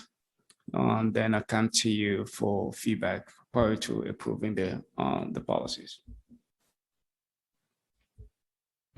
And I am happy to take the feedback, and when we come back in June, to have some more information. So what ultimately happens, again, this is just for discussion, but in the event that the board decides to sunset and rescind, which is what I'm asking you to do at the end of the month, the old policy manual, in the event you decide to do that with the policy, and you're giving me directive to make sure that kind of what we're doing, the student code of conduct, reflects the positive parts of the poorly named policy with the referral of disruptive students, I can bring that back in a couple of weeks for the board, and it's not going to slow down the transition project at all. And I guess I'm, wondering, I know there's a timeline on this. Some of these, it feels like we might be ready to go ahead and move action on in our next June meeting. And the referral of disruptive students, it might take more time. So I think if you all start getting into it and realize, actually, we need a committee to spend a little more time digging into that, I want to make sure we do that work as well. So I just want to give that permission to you. I think some, I believe looking at our board, rescinding corporal punishment is definitely something we'll be ready to adopt, but there might be some that'll take a little additional work. And I think, as always, I know that when you're in the board meeting and you haven't had the benefit of kind of me talking you through it, always feel free to reach out to me with emails. I think my emails for the public that may be watching that have some feedback, I always welcome that, our staff as well. So I think oftentimes I can get emails and then incorporate some of that information. And there's absolutely nothing wrong with a third reading. We've done that. We've done multiple readings. We want to make sure we get it right. So I am completely prepared to bring back to you, based on this feedback, some edits, some of them ready for, consent, and others ready perhaps for second reading at the end of the month, the board meeting at the end of the month on is it 8A? Mrs. Lewis, I think we're on 8A. Yes. So 8A. the next one is 8B. So I guess if with your permission, Ms. Lewis, I would, because I can just go ahead and segue into that one, and we can kind of lump all I can get guidance from the board on all of the policies that have been presented. Yeah, let's go ahead and do 8B now. Okay. Next on the agenda. So there's not a PowerPoint on these. These are just new policies, pretty much all new policies. One of them, remote participation in board meetings, which you've kind of been practicing, and I think we have gotten some guidance on that previously. Liaison with school boards associations, that's a standard policy, just basically saying that boards can go to the National School Board Association or the State School Board Association for professional development. Use of wireless communication devices, I discussed that at the beginning of the PowerPoint. Student searches, I worked with Ms. Ingram and with, I think, Myra from Tharrington Smith has provided some feedback on that, the student searches, to make sure that reflected Durham's practices. And lastly, the chief officers and deputy associate assistant superintendent contracts. That's a standard contract, except for the chief officers. The part, they did not include that in their standard, because not all school systems have chiefs. So that these policies are all pretty standard policies from the School Board Association and being presented solely for first reading. But I'm happy to entertain any questions.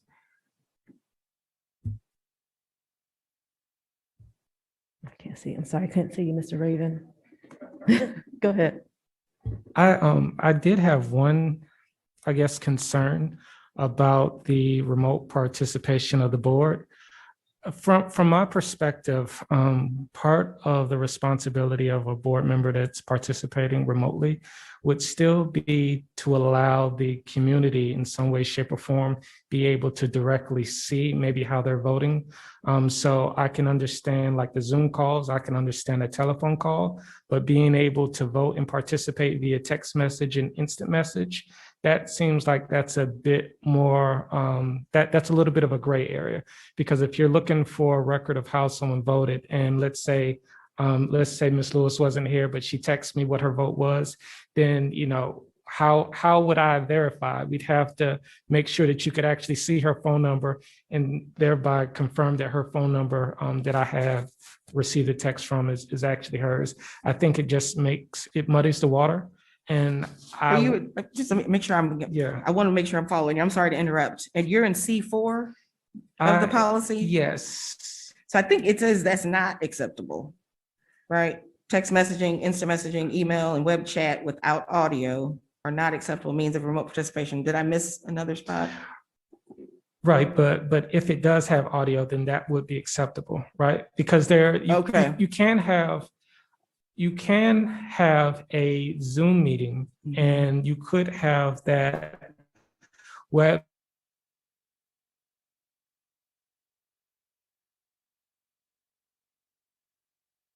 chat carry this, if they have to, again, I think that you should at least be able to hear the board members in however that they are actually casting a vote. So whether it's by Zoom or phone, that's perfect. I just think that some of that other area makes it a little bit ambiguous.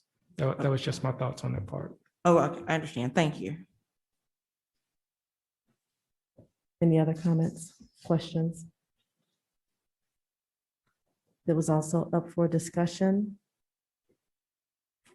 So we can move to 8C if you don't have anything else there. Okay. So I'm sorry, but the student searches one is something I'd like to spend a little bit more time with, if you don't mind. And I don't know about the questions I have tonight, but I certainly want to make sure that as much as possible, we're upholding our students' rights and keeping them safe and not criminalizing them. So I don't know if I'm going to be ready for this one tonight unless it's urgent. And I should have looked at it before. I apologize. So these are only, just to clarify, for first reading. Again, like we didn't have the normal committee. And when it was scheduled, because we want to make sure we meet the deadline at the end of the month, when I spoke with Ms. Ingram and she's not available at this meeting. So our expectation was that once she and I finalized it, which wasn't that long ago, that we would present it to the board and again, bring it for second, third reading and get feedback from you. So we currently are completely prepared to receive that, but we did spend quite a bit of time on it and we welcome your feedback and questions. When Ms. Ingram, I will request that Dr. Monk ask her to be with us at the next meeting. So are you asking for us to email questions to you, or will you be setting up a committee as before to review the student searches policy? So I am happy to set up a committee. I think that I will send, obviously only 3 board members can attend that due to the open meetings law, but I'll just send out an email and I guess the first 3 that respond. So we can do that with, I think that's a good idea. We could do that with the student searches. And as I process through your comments, because they're, have to synthesize all of those, it may be that the data dashboard is part of that conversation.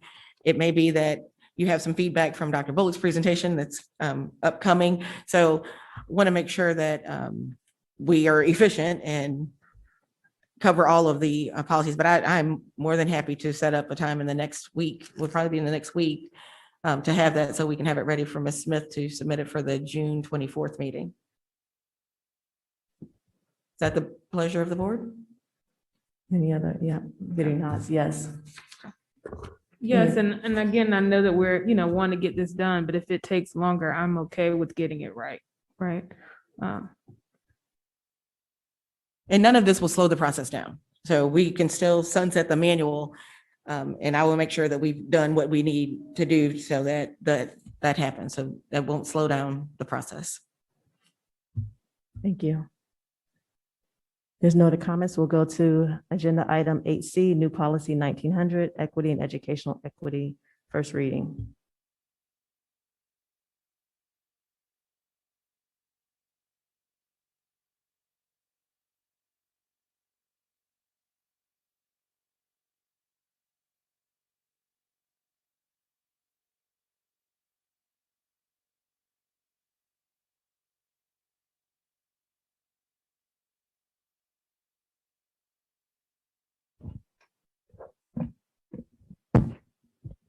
Thank you. All right, we can try that again. Good evening, Board of Education, Superintendent Mubenga, DPS educators, students, and families. It is my pleasure to be here with you this evening to facilitate this presentation on our current draft of our racial and educational equity policy. So, Ms. Smith, if you could project the presentation, that would be great. And I will likely be moving through some of these slides at a slightly speedy manner, but again, just excited to be here with you all. This evening, we're going to review the background, kind of like what led us to go into this journey of developing an equity policy. And we're also gonna think about the purpose, the structure, and the content of our current draft of the policy. We also want to review some of the strategies that we have for community engagement and some of the early results that we've had from engaging our community over the last few months. And finally, if the board has questions or feedback on our current draft of the policy, then we will discuss that.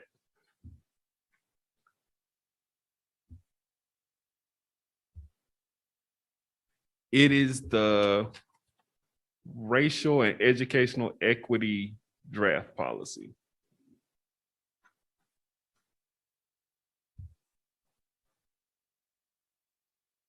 Okay, are we able to advance through that?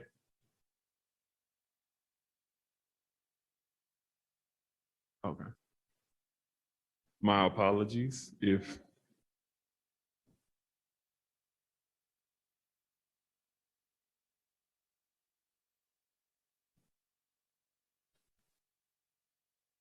okay, yeah, it's my understanding that we're able to do that in presentation mode also, but if not, I could definitely pull it up and send that in a different format. And with the board's permission, I did neglect to introduce Dr. Bullock. I was so happy to be off the hot seat. So, Dr. Bullock is joining us. He is the executive director for the Office of Equity Affairs, and he has been leading the work regarding the equity policy that the board requested. So he will be sharing with you, as he indicated, a history and where we are and where we're going with regards to this policy. So I believe we're ready. Thank you, Dr. Bullock. All right, thank you all, and thank you all for working with me. So if we can go to the next slide, and actually we can advance to the next one. All right, so I did want to give us a little history on us developing an equity policy. This process actually goes back to 2018 when board members reached out to me around researching some of the existing equity policies from across the country. If I'm not mistaken, I think Chair Umstead reached out to me about that. Board Member Beyer reached out and started putting it on my radar for us to develop a policy for the district. We also had community leaders reaching out and district leaders who were putting this on the agenda for something to possibly develop for DPS. So I wanted to give credit to where we started. So that was almost 3 years ago now.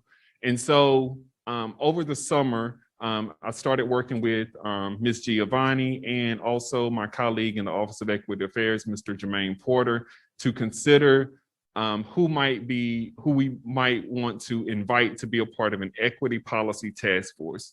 So we sent out 31 invitations to different community members, and actually all 31 accepted. Some weren't able to participate the entire time, but we had everyone to accept, and we started convenings in August of 2020, and we wrapped up our meetings last month.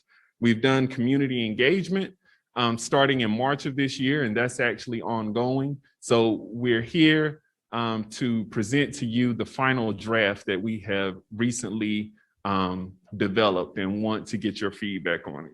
If we can go to the next slide. So I do want to start with our why. There are a lot of conversations going on right now around our state, around our country, around the work of equity and the why. And so I want to reinforce the idea that our why is always rooted in our students. It's always rooted in the children and their outcomes. And so we share this beautiful picture to just remind us of why we're here and why we do what we do. If we can go to the next slide. And we're very familiar with these demographics. We're familiar with the students and families and communities that we have the privilege of serving as Durham Public Schools. We know that roughly 75% of our students identify as Black and or Latino. We know that roughly 2/3, according to 2019-2020 data, of our students qualify for free or reduced price lunch. Again, these are the students we have the privilege of serving as Durham Public Schools. If we can go to the next slide. We also know that across the state of North Carolina, across the country, depending on how students identify racially and or how they identify as learners, there are disparities in educational outcomes. So this is North Carolina statewide data that includes public schools, charter schools across the entire state. And you can tell that depending on how a student identifies with the race on the left, and on the right, you have different learner identifications, English learners, students with disabilities, students who are identified as academically or intellectually gifted. We know that there are great gaps in how students perform on end of grade or end of course tests. One of the things that we aim to do with this work of equity is to close the opportunity gap that exists between students from different groups. If we can go to the next slide. Another disparity that we're very familiar with is the overrepresentation, particularly of Black students and students with disabilities in short-term suspensions. Again, this is North Carolina public school and charter school data, and we see that Black students represent 25% of the students enrolled in North Carolina public and charter schools, but yet they represent over 54% of students who receive short-term suspensions. And going back to the conversations that we were just having on the previous policies, many of these suspensions are for subjective behaviors like disruptive behavior, like being disrespectful, like insubordination. And so we know that statistically and in our data, we see that Black students and students with disabilities are less likely to get the benefit of the doubt when it comes to many of those subjective behaviors. And those are the types of practices on the education end that we seek to address through our equity policy. So if we can go to the next slide, it is within that context that we have developed this draft of our racial and educational equity policy. And I'm here proud to stand before you today because I tell you, this task force that we put together, we have put together a bold, progressive, and achievable policy. So I'm really excited about what the Durham community came together to do. And again, bold, progressive, and achievable. Things that we can accomplish if we continue to work together as a school system. If we can go to the next slide. So the sections of the policy, and again, please follow along in your board packet. We shared the full draft of the policy in your board packet. The policy has 5 sections, and those sections are the purpose, the definitions. So we have some terms that we felt we needed to define so that people could navigate through the policy with understanding. We have our pillars of the policy, our implementation strategies, and finally, ideas for accountability and compliance. Next slide, please. So the purpose and definition, we've already shared a little bit of information about the purpose of the policy. Specifically, in the policy, we have stated that the purpose of this policy is to center equity in all of the district's functions and practices so that disparate outcomes that result along the lines of race, ethnicity, national origin, gender, gender identity, gender expression, socioeconomic status, physical or mental ability, sexual orientation, religion, age, etc., will be dismantled and eliminated. We name race as the primary predictor of outcomes in society and thus prioritize racial equity as foundational to the dismantling of all disparities. So I wanted to go over that purpose with you because that was the purpose that the task force really rallied around. And that is the language that we came up with to establish the purpose of our policy.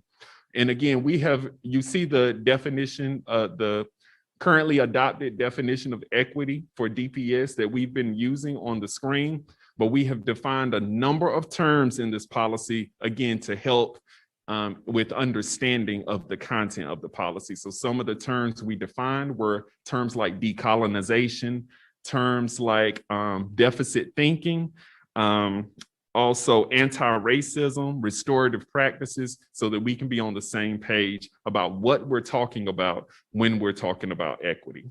Next slide. So here you have the equity policy pillars. I shared a draft of these with you back when I presented to you in February. We've slightly modified some of the language in these pillars, and we've also modified the order based on feedback from our task force and based on feedback from our community. So for example, initially address the pillar C, addressing social and emotional well-being of students and staff, was letter E. We moved it up and centered it based on the feedback of our task force and based on the feedback of our community. So on the next few slides, I'm going to take you a little deeper into each of these and then share some more information about community feedback and then wrap up for questions. So if we can go to the next one. That first one, disrupting and dismantling systemic inequities. A part of that we have named in our policy is that we want to develop systems for compiling and analyzing data in all departments and schools to identify inequitable structures, policies, and/or practices that create or exacerbate disparities. And so what we're talking about there, the conversation we were just having about the data dashboard, it's about analyzing data, actively looking in the data to identify what are the gaps that exist or how are our current practices creating gaps in outcomes for different groups. And so within this first pillar, we want to develop systems for analyzing that data, identifying the practices and changing the practices so that we close gaps. The second pillar pillar B focuses on honoring and strengthening the connections between home and school. We want to recognize the power of words, utilizing asset-based people-first language. And what we mean by people-first language is that as opposed to, for example, sometimes we hear people refer to students who receive exceptional children's services as the EC kids. That is not what we want to hear in Durham Public Schools. We want to center the person first, center the child first, and we want to provide training so that we remember to recognize that they're not EC kids. They are students who receive EC services or students who receive exceptional children's services. So that's the type of language that we want to utilize in our district. And we also want to continue to create welcoming spaces for community and families. A couple of years ago, we did customer service training for front office staff across the district. We want to bring that type of training back and methods for monitoring and accountability for front office staff. We want to make sure when people come into our schools, they feel welcome, they feel at home, they feel appreciated. So that is a part of pillar B. We can go to the next slide. Again, Pillar C focuses on addressing social and emotional well-being of students and staff. I have an image here from our restorative practices training where we try to get to that restorative corner, meaning that we're moving away from being punitive and also moving away from being permissive, but we're finding ways to work together so that we can get a happy medium of accountability for students, but also supporting them however they may need. So we want to provide ongoing training around that. Again, work that has already been started, but being intentional about how we continue that and make sure that it's ongoing. And the second portion of this is about developing plans to hire and maintain appropriate ratios of school social workers, counselors, psychologists, et cetera. So here this is something we've been talking about, and this is a lofty goal, but we want to think about how can we start planning for strategies to make sure we have appropriate ratios. So at one school, the need may be higher than another, but how can we balance our resources to try to meet this need for the social and emotional well-being of students and staff? If we can go to the next one. Letter D is around ensuring access and representation in academic programming in schools. This is something that has also been lifted up this evening as far as making sure there's equitable access to advanced placement courses or advanced courses throughout a child's educational experience. We want to decolonize methods of learning and ideas of knowledge. Essentially means that we want students, the diverse students that we serve, we want them to see themselves in the learning that takes place in the classroom. And finally, Pillar E, building staff capacity for equity-centered practices. I mean, I have said time and again in this role that it is not my job to try to be the equity lens for the entire district. Essentially, what we need to do is to empower others to have their own equity lens and to center equity in their work. And so we want to do that by continuing to provide anti-racist, culturally responsive professional learning for all employees and providing professional learning for hiring managers to mitigate bias in the hiring process. So those are just two examples. All right, if we can move to the next one. So for implementation strategies in the policy, you will see we want to develop system structures and practices and annual plans for training with timelines for operationalizing this policy. We have some ideas for that in the policy draft. And we also, for accountability, that equity dashboard, that data dashboard that has been mentioned this evening, we definitely want to develop that to compile, maintain, and communicate progress on equity measures that are outlined in this policy and other measures that may be suggested by the Office of Equity Affairs. And a major part of our role will be monitoring that dashboard, communicating about it, sharing the progress that's being made on these different pillars with you, our Board of Education. Next slide. All right. Finally, I want to go over a few points with what we've done around community engagement with this policy. So if we go to the next slide, we have had 5 major strategies for community engagement. We can go to the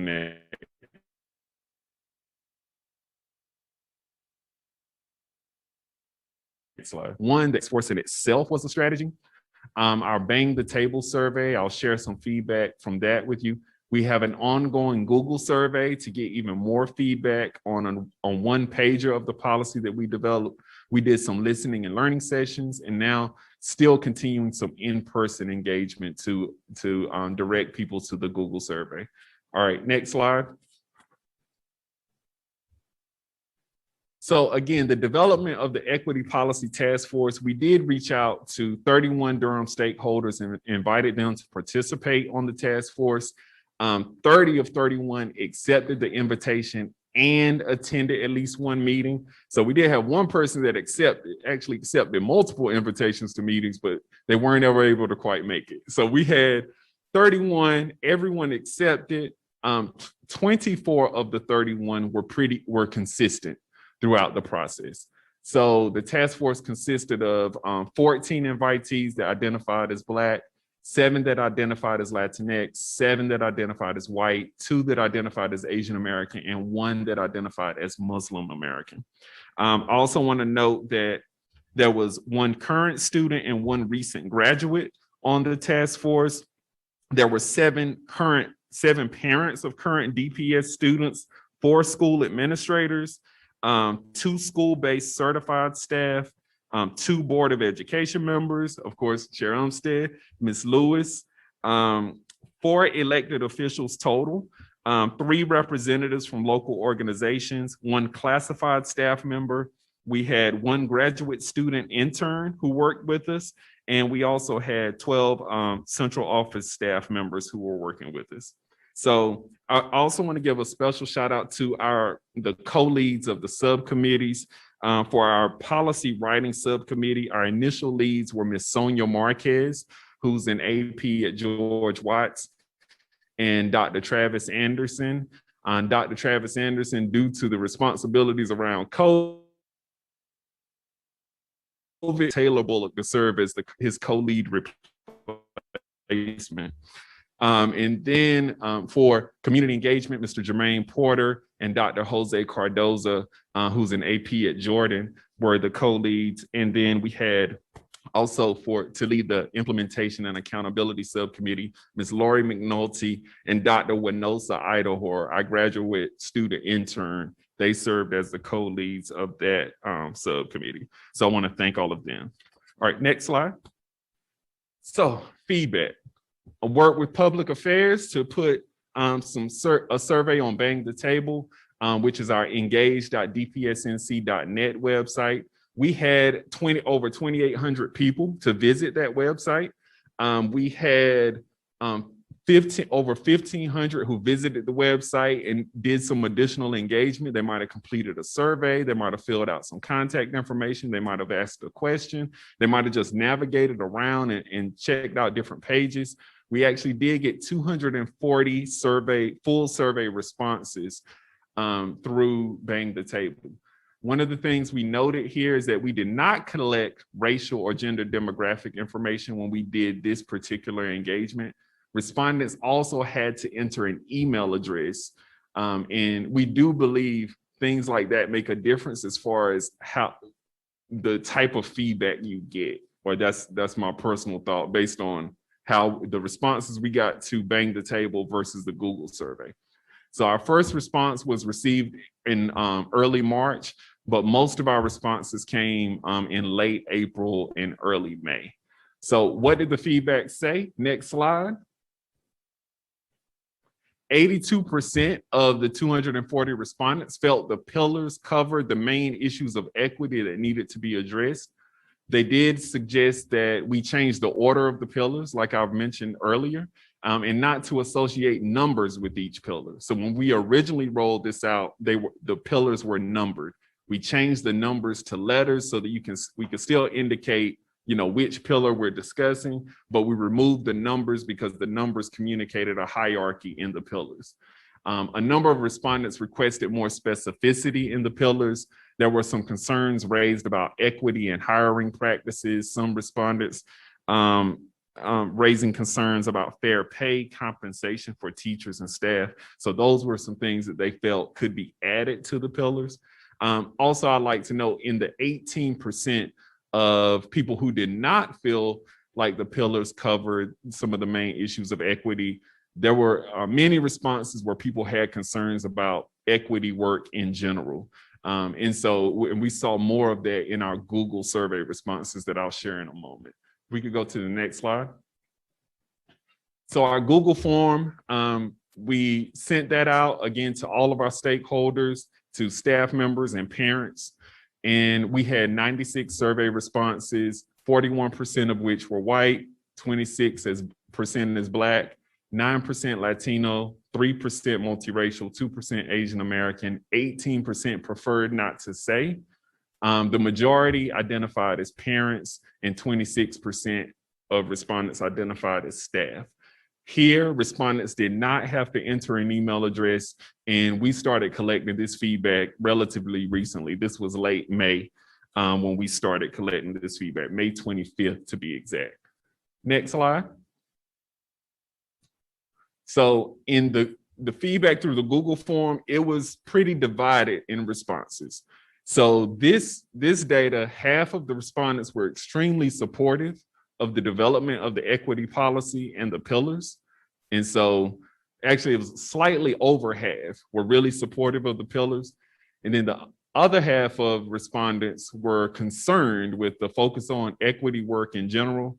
They were not supportive of the pillars, felt that there should be a focus on equality rather than equity, raised concerns about critical race theory. That was critical race theory bubbled up a lot.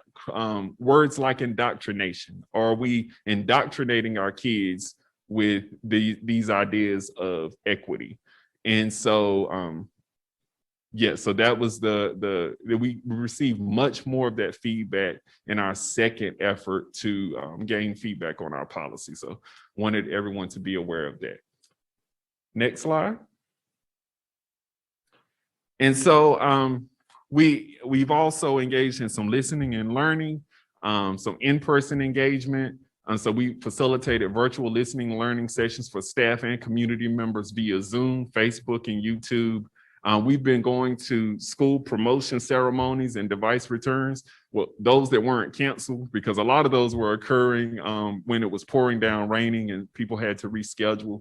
But we got out to as many as we could and try to engage with stakeholders directly. And essentially there we were prompting them to respond to the Google survey. So that's kind of where we've landed as far as community engagement. We're still trying to get the word out. And of course, your feedback at this point is going to be pivotal as we move forward. But that concludes the information I wanted to share with you on the policy. Again, we feel really good about what we put together, but of course it's not a perfect document, and we welcome whatever feedback you have for us so that we can tweak and refine what we put together. But thank you. Thank you, Dr. Bullock. Feedback, questions, discussion from the board?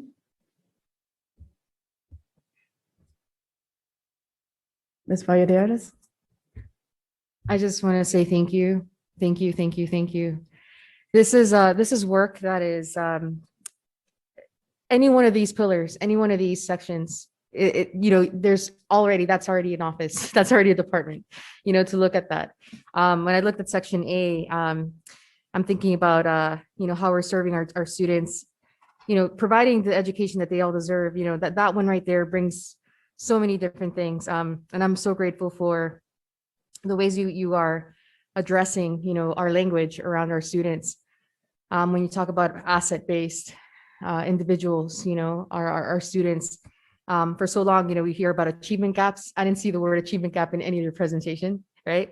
I didn't see at risk in any of your presentation at all, or underrepresented minorities. That wasn't in there at all. Low-income families. So for, all these different labels that tell something about the deficiency, but don't talk about what each student brings. And so that was one of the questions I remember in one of the superintendent forums, somebody in the audience said, can you tell us, what are the assets? Can you tell us what are the assets that our families bring? And so you have definitely, provided for us a lot of a very important, very significant way of looking at how we are addressing, the situations, the challenges, but not addressing the challenges, not labeling our students as challenges themselves. And that is super powerful. I love the models, and I love also the definitions that you included as we are talking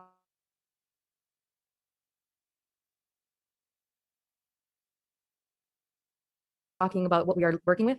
And those definitions, decolonizing could mean, for those folks who might have had questions and maybe thinking that there's indoctrination, it's like, can we look at the definition? And I urge everybody to look at our board package, look at that definition, and have a conversation with us about what about that it remains unclear, because I think that it is very important as we have these conversations that we demystify, notions of what things actually mean. And we look at the definitions, we look at where you're coming from, what you're saying about it.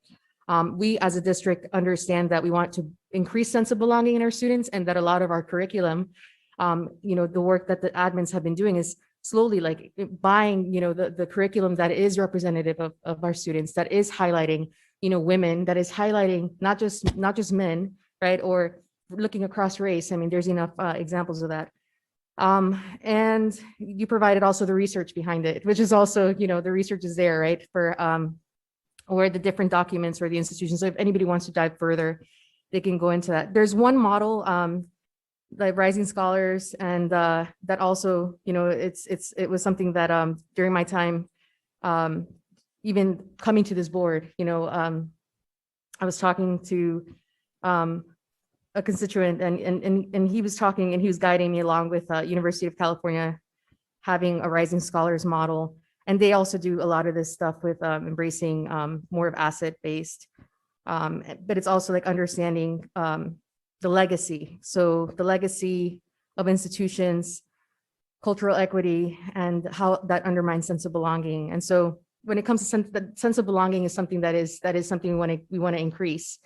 We want to be able to ensure that every child has it. I guess when it comes to the pillars, they're all addressing this. They're all together addressing the sense of belonging. It's going to take a lot of work.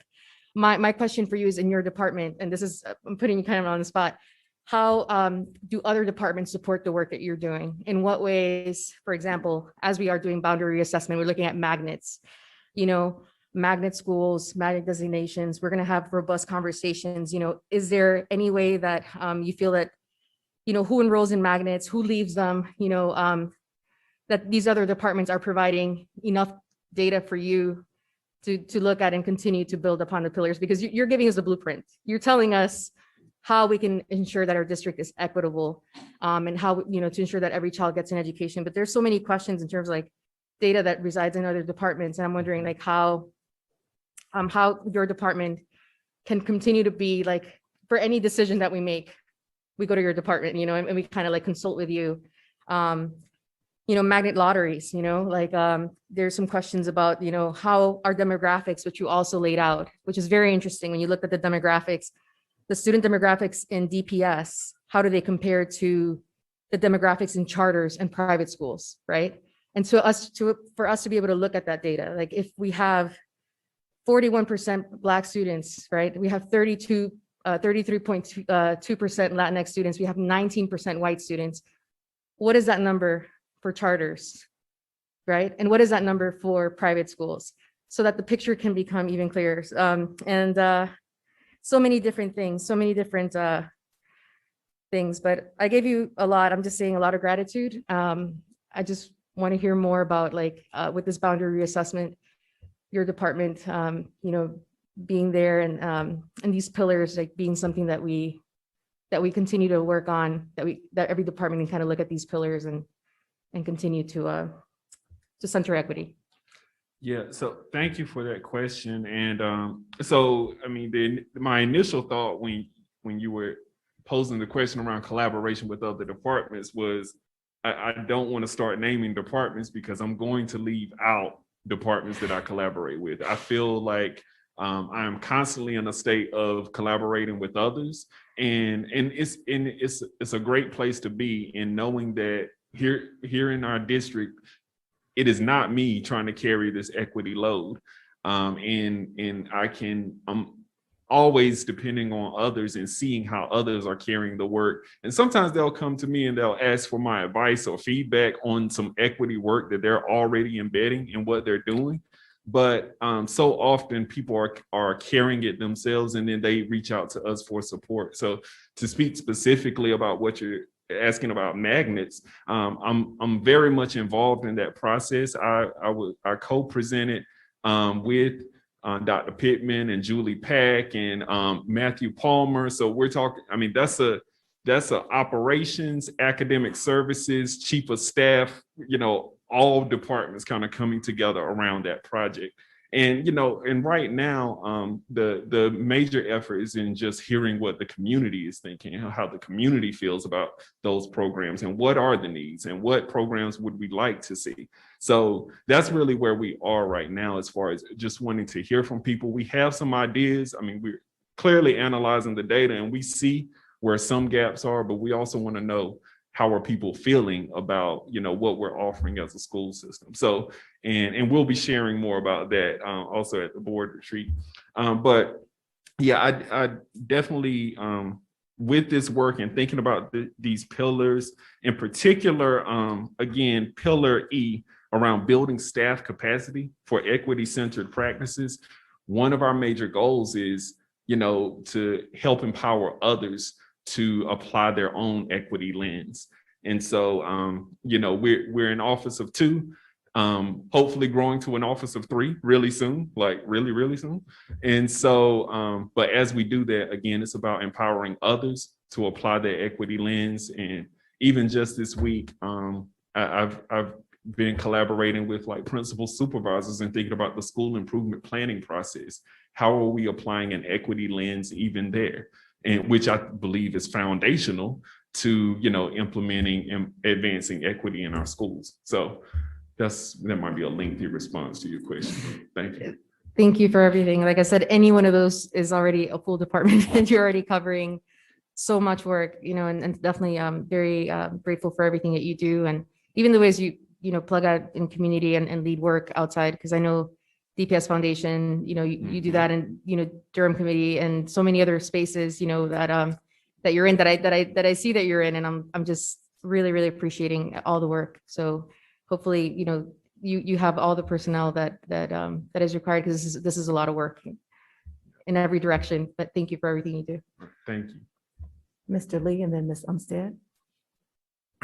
Well, first I'll say thank you. I think we've been looking forward to something like this since we asked you to take over this role, create this department. So I do appreciate this. I do have a couple questions.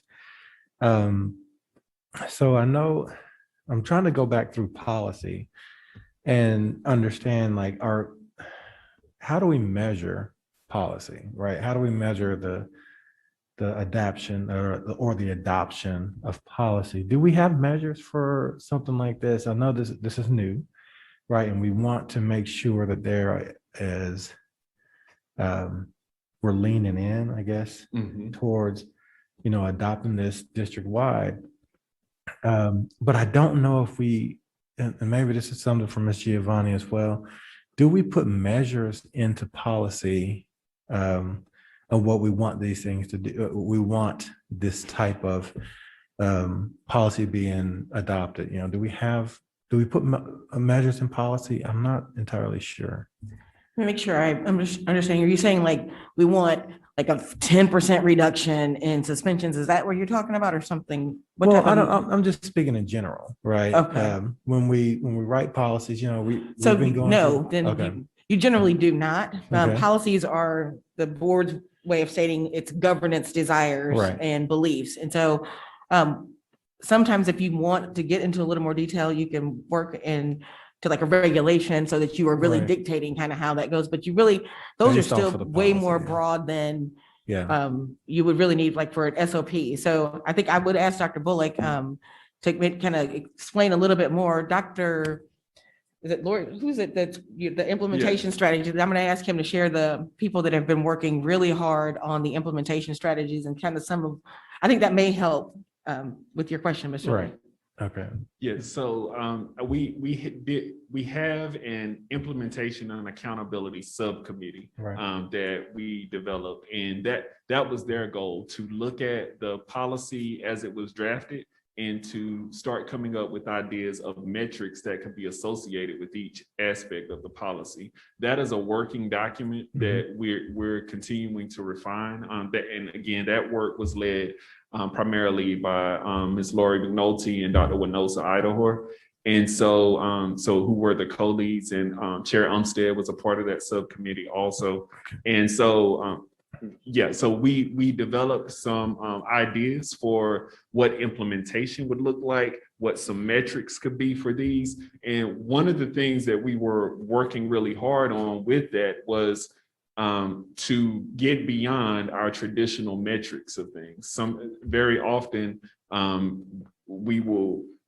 metrics will get boiled back down to basically just test scores. And while we believe test scores matter and we want to increase those outcomes, we also want to diversify the data to make sure they're representative of the full student experience. So like we have the student climate surveys, we have different measures of what a student's experience is in a school. We want to make sure we're utilizing that data too in developing metrics, and it can be a part of a school maybe identifying within their school improvement plan that, hey, we want to improve this measure on our student climate survey, that 100% of students report that this is a great place to work and learn.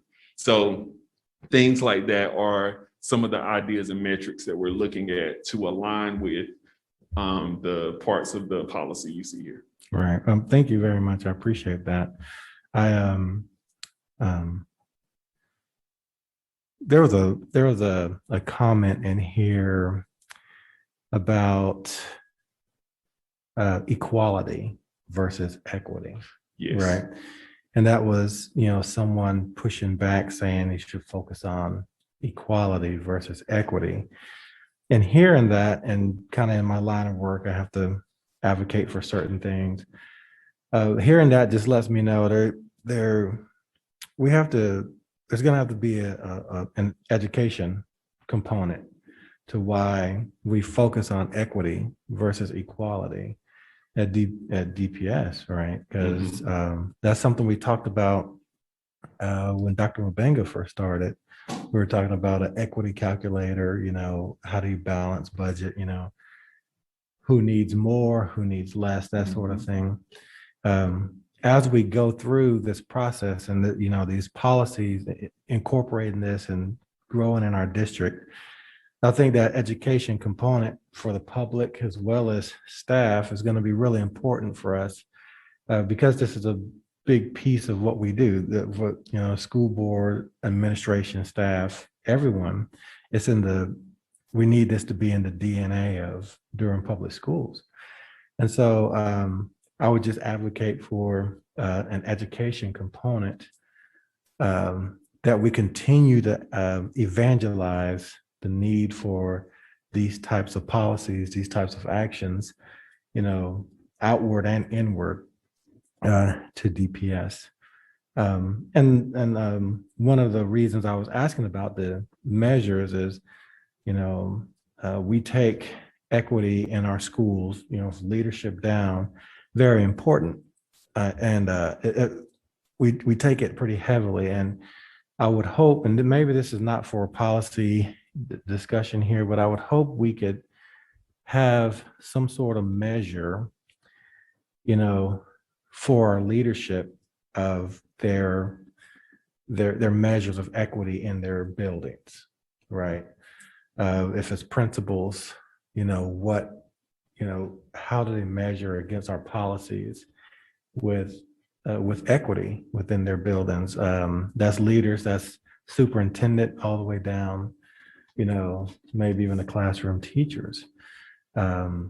And I think that should go as a part of an evaluation, like an evaluation metric as well. Again, if we want this to be a part of our DNA, if we want equity, if we want, inserting this into policy makes it part of our DNA because our policy is what makes us a district. So if we do that, we should really try to push for that sort of accountability, in our leadership, all the way down. So again, I do appreciate this work. This is really exciting to see. Thank you to the board members who participated on this. Thank you for everyone on the committee, the 31 people who responded back. And that's amazing. You sent out 31 invitations and 31 people responded yes, whether they could completely commit or not. That just lets you know how important it is for Durham County and the citizens account of Durham, as well as Durham Public Schools. So thank you, Dr. Bullock. I appreciate your leadership on this. I appreciate your staff and your future third person coming into your Office of Equity. And I just really appreciate it. Thank you all. Thank you. Thank you, Dr. Bullock and team. I participate on the task force, and I'll say every meeting we had we were all engaged, we were ready to work. And I think we all worked really tirelessly to make this policy come into fruition. And it was a while ago when we first started having some conversations about this. So I'm glad that we're here today. But I think the time that it took to get here led to this type of policy. I don't know if we tried to do it a couple years ago that we've been able to still get the same richness in the policy that we have. I had a couple questions and then other highlights that I just want to talk about. On the survey, do we have a sense of people who are residents of Durham, or is it open? Like, do we know if they're connected to DPS or in our community? We do not know. Well, most people identified that they were either a Durham parent or a Durham staff member. There's no way to check for sure to make sure that they were who they said they were, but the indications are that these would be Durham community members, yes. Okay, I just wanted to clarify that. And I'm going to say some things that already been said. I love the asset-based parts of this policy, and I feel like I've been reading it a lot, so I won't rehash all the things that I've been, as we've been steeped in this group. But one of the things we talked about often was across our system. And oftentimes we talk about equity, it was like, oh, our schools, but this really has to be every single department's job to consider what equity looks like. And one of the things I also like about this is building capacity. So I think even when you started, I was like, this can't be Dr. Bullock's job to be the equity champion for our whole district, right? He is, but all of us have to be equity leaders in our own right to make sure we can do this work really well. And I think in this, you see a lot of developing systems and plans and those regulations that Ms. Giovanni talked about that will help us start thinking about equity, not as a afterthought, but it's ingrained into what we do every day. All right, I'm doing my evaluation, I'm doing my observation, I'm looking for the equity teaching strategies while I'm in this classroom, because that's a part of how we do our business. And I think our policy is going to be good. And the next piece that we have to work on is changing our culture. Right. I think there is a culture of equity in our district. How do we strengthen and enhance that? And I think the policy will do some of that work. I appreciate Dr. Mabenga, your commitment to equity and everyone who is here. And I just hope that we, in a time where there can be a lot of pushback around equity work, that we double down on this. We know it's the right thing to do for our students to ensure all of our students can succeed. And then I also hope we make sure we commit to ongoing training and support. I think about equity as a journey. We're not going to arrive there tomorrow. We probably won't arrive in 5 years because we continue to see systems replicate inequities. And so we have to think about this as a journey that we're continuing to learn and to grow and working towards what we need for our students. And I like metrics and accountability, but I want us to take a balanced approach on that. Sometimes metrics and accountability also are used to hinder equity work, right? We boil it down to test scores, and then that becomes a metric that we know is not representative of the brilliance of our students. So I want us, and I think we've talked about this in the accountability team often. So how do we make sure we take a balanced approach to that? Because if you look at test scores, they're not going to show you the brilliance of the art or the scholarship or the something else that students also receive. So how do we make sure we take that balanced approach? So those are my comments. Thank you so much. And thank you to the team that has worked on this. It's been a pleasure and an honor to work with you all, even virtually as we worked on this policy. Thank you. Ms. Beyer. Thank you, Dr. Bullock. When we dreamed this up, Ms. Umstead and I, Chair Umstead, years ago, this is an even more aspirational, beautiful policy than I think we could have imagined. And I thank Ms. Lewis and Chair Umstead for working on this on our behalf, and also the 30 community members, and especially you for your leadership. I can't find anything to do but celebrate this policy.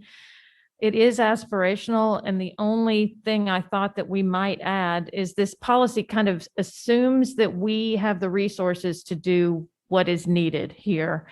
And maybe if we add a bullet about, you know, the board and the district being leading advocates with the federal, state, and local funders for everything that our students need. So, you know, you've got great stuff about nurses and social workers meeting ratios in here. We're trying to do that. We're hoping to do that. But it's going to take resources. We've got the Leandro ruling coming this week, and we've got the General Assembly ignoring it, right? So something about that and engaging with the community in that advocacy work, I think is going to be so, so important because the realities of what our students in North Carolina need versus what the General Assembly has done, failing them over the last 20 years are vastly worlds apart. And I would say that I think your equality, equity input probably was not from Durham people. You've gotten some focus from outside of North Carolina, which means you're doing something right. So keep it up. And I really appreciate your leadership. Thank you. Thank you.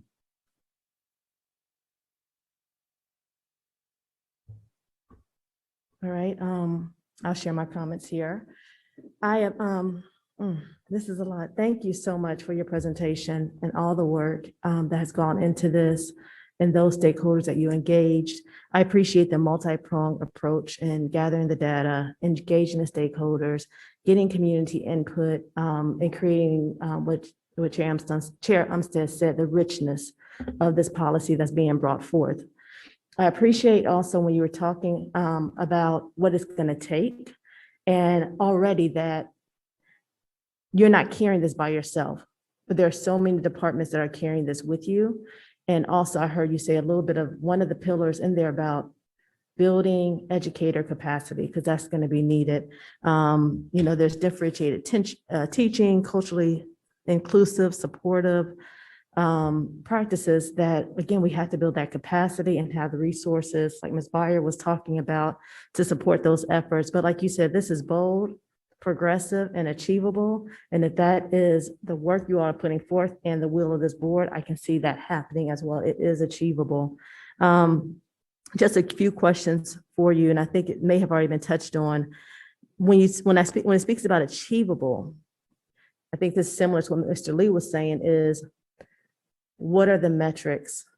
What's next after this becomes policy, right?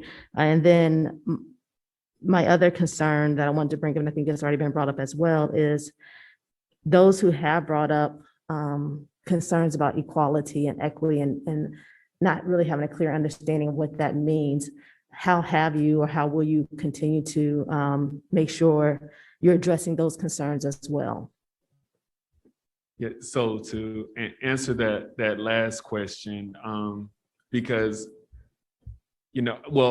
so for example, I do believe some of that feedback, is internal in Durham, based on some conversations I've had even this week with some parents as we've been doing the magnet engagement work. I've had parents express, raise some of those questions around equality versus equity, things of that nature. And so the thing that I think we need to continue, going back to Mr. Lee's point, is, that engagement, that I guess education in our community around why we're doing this work and how we need to move forward to advance this work. And that's something that we also centered in our listening and learning sessions too, because I had already received some of that feedback. So even tonight in doing this presentation, I took us back to the why, because I think it's important to constantly reinforce why we're doing this work and what this work means and what we're aspiring to through this work. So we've been incorporating it. Usually in my presentations, I ground it in some sort of data to show the disparity, the gap, whatever the issue is that we're trying to address, grounding it there so that people have an understanding of the why, and just constantly reinforcing this is why we're doing this work. And I think the more that we can continue that in whatever we're doing, I think that'll help to raise people's understanding of, why we have the focus on equity. Thank you so much. And you mentioned, having the data, analyzing it, looking at the practices and disrupting practices that don't work. I think that all goes back into the evaluation tool that Mr. Lee had mentioned.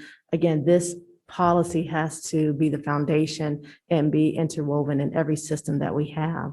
Again, I appreciate the work that you've brought to us and look forward to approving this policy.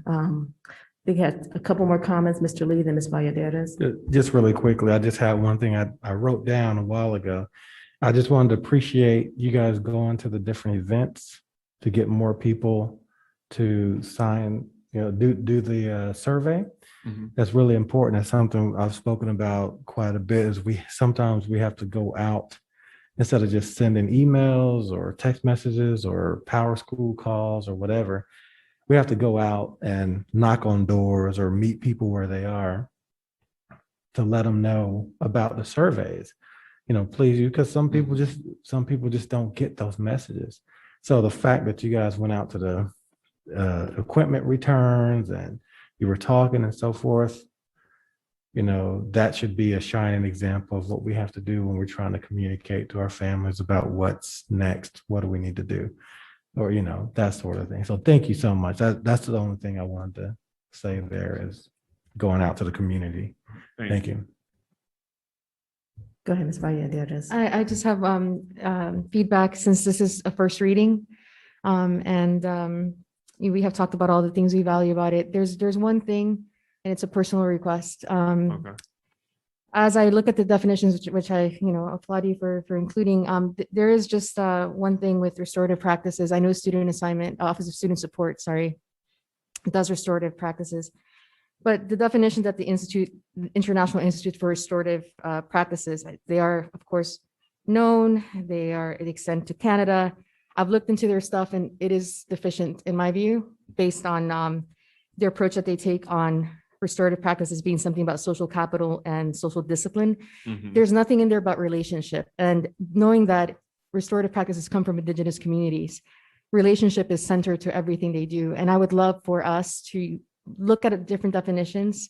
I know that they are like the legit, like the big kind of brand, but nothing in there says anything about relationship. And I think that is something that on even doing a search in edutopia.org, just what popped up first, restorative approaches are about building community. So I'd love something that talks about community and strengthening relationships. So I was like, whoa, even they get it, like restorative approaches based on the idea that we feel part of a supportive community. We respect others in that community and become accountable, because, so the accountability based on relationship, based on connection and being a part of a community. I would love I know it's just one little tidbit, but when I saw it and I was like, I had seen it and, I was like, yeah, social capital, social discipline and all that, but I would love for us to, center the relationship. And like I said, it's amazing work that you have, and that's just a little tidbit, but it's just something that I couldn't not mention. Thank you. And what did you just reference as far as another organization that had the definition with some of that language in it? Yeah. So what's happening right now is, like, when it comes to restorative practice, there's a whole like reemergence of the original stuff. We have like many people making books on stuff that they take from communities, right? And they reduce it to concepts and write all the academic books and completely miss the whole essence of what it is. And that is exactly what is happening with restorative justice movements, where they have made it all about the academic mindset of social capital and discipline and all that stuff, but they're missing the whole thing with the relationship. And so there's a lot of Indigenous communities that are coming out being circle practitioners and talking about what restorative practices really are based on what they originally were and have been and continue to be, but they are not the ones getting the contracts, right? So there is like restore circles kind of movements. My main thing is that as a district, we have heard time and time again that the community wants to be involved. We want to strengthen those relationships. We have language in our strategic plan about strengthening relationships, building community. And so the definition that I gave is one that comes up like a couple of times from different places. So we can talk more. And I also know that this is also a conversation with student support, since they do have a lot of the restorative practices. I'd love to be able for us to figure out ways that even in anything that we do, that we are looking at the relationship and more of like what we value here in Durham. But yeah, that really appreciate that. That was Edutopia. That was the definition for Edutopia. Thank you. Thank you. Any other feedback? Thank you so much, Dr. Bullock. All right, thank y'all. Next item on our agenda, shift into operation services, 9A, recommendation to negotiate pre-construction contracts. Dr. Monk. Good evening, Ms. Lewis and Board of Education, Dr. Mabanga. This item is a recommendation to negotiate pre-construction contracts for construction management at risk services for 6 of our elementary addition and renovation projects. And with that, I'm going to turn it over to Mr. Davis, who is our Director of Construction, Design and Sustainability, to walk you through the selection process and then to provide the recommendation.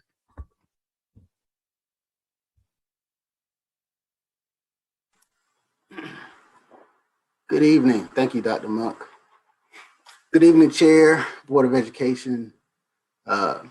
Mabinga, administration and staff. The Office of School Planning, Design and Construction would like to present to you our recommendation for construction manager at risk for the 6 elementary schools that you find in our 2020 capital improvement plan.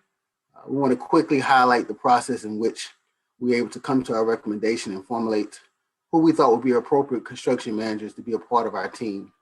Next slide, please.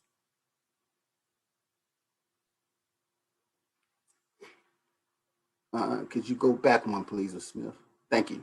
Along with building new schools such as Lions Farm, Northern High School, and Elementary F to add to our overall capacity, under the CIP, we are also achieving much needed additional capacity, particularly in regards to expanding our pre-K program. Along with capacity building, we are also looking to renovate and address some of the overall building envelopes that you find at these schools, making sure systems are updated as well as furniture and fixtures. The following schools are a part of the first phase or round of improvements. Next slide, please. So the process that was followed is similar to the one we followed with engaging the CMAR for Elementary F. It is a public process that begins with a request for qualifications. This request was issued on March of 2021 and were received in April. The RFQ was reviewed and evaluated on the basis of pre-construction experience, overall construction project experience, their ability to engage the MWBE community, and previously relationships with DPS. From there, we shortlisted 6 firms from the 13 responders. On May the 20th, we hosted an all-day interview session to learn more about the 6 shortlisted firms. This was an opportunity to learn more about these firms and also to glean what may not be apparent from their written proposals. During the interviews, we were able to meet with the proposed project team and key personnel that may be responsible for the construction oversight during these projects. Next slide, please. So here are the six shortlisted firms that were a part of our interview. All are very capable firms with various ranges of experience, and some of these firms are locally and nationally known. Next slide, please. The following are the firms and school projects we recommend this evening for contract negotiations. This list reflects the qualification, experience, and opportunities DPS has decided will best fit the overall success of the project. I do want to highlight some of the partnerships that highlight historically and underutilized businesses. The Clancy and Thays are partnering with the Danielle Company, which is an MWBE partner. Summit is partnering with Wrightville International, which is also an MWBE company. And 100% participation for the Mangum Elementary School will be with VA Everett. And with that, we'll take any questions that you may have at this time. Next slide, please. Thank you, Mr. Davis. This is up for discussion and action. Any questions?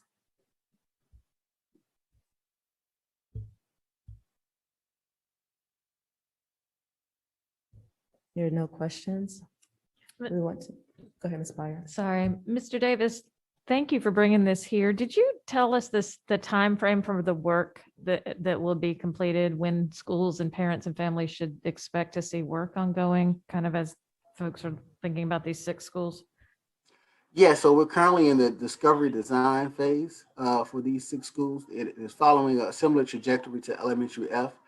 So these are renovation projects which will be going on in occupied spaces. So our hope is to be ready by the fall of 2023. but we do want to be transparent and say that we may be adjusting the schedule to reflect some of the, due to the pandemic and some inflation with construction numbers at this time. But our goal is to be ready with the improvements and some of the renovations by the fall of 2023. So ready to have them finished. Correct. Fall of Yes. 2023. Just Yes. wanted to clarify. Thank you so much for bringing this. And can you also tell people, I think that's a picture of Lion's Farm behind you there. That's got a lid on it now. Yes, I'm excited. We have most of our interior floors poured, most of the foundation walls up. This is really to my left or to your right, depending on what you're looking at, is the gym cafetorium. So we will be putting out some communication later on in the upcoming weeks of having what we call the last piece of steel erected, where it'll be a community engagement where we'll have people from the community as well as board members and administration be able to sign the last erected piece of steel that will forever be placed as a memory of the success of this project, along with the others that are coming. Thank you. That's beautiful. Thanks for sharing that with us, Mr. Davis. You're welcome. Are there any other questions? I'll entertain a motion.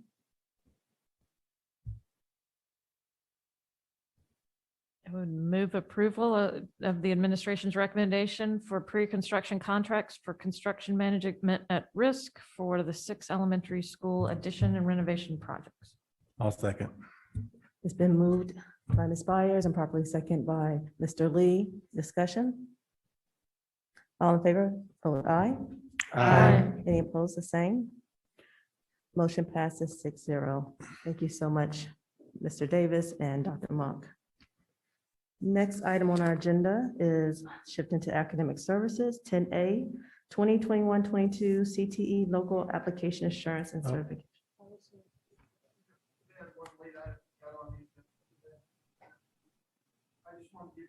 We did? I see it, yep. So going back up to 9B, budget update. I'm still looking at my old agenda. I'm sorry. Thank you for pausing. So budget and still in operations, 9B on the agenda is budget update fiscal year 2021-22. Mr. Lesueur.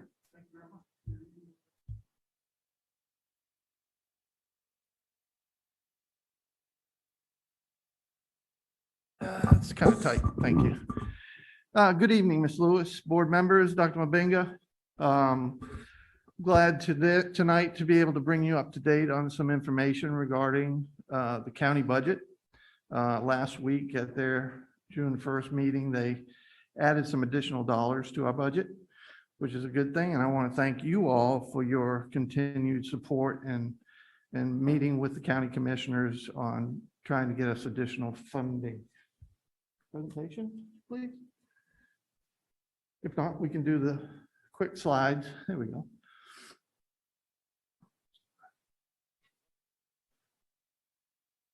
Next slide, please.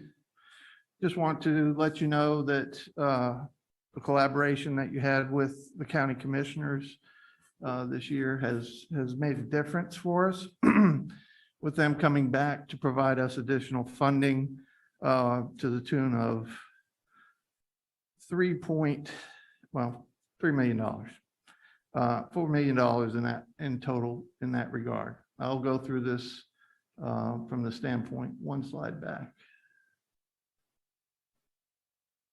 Thank you.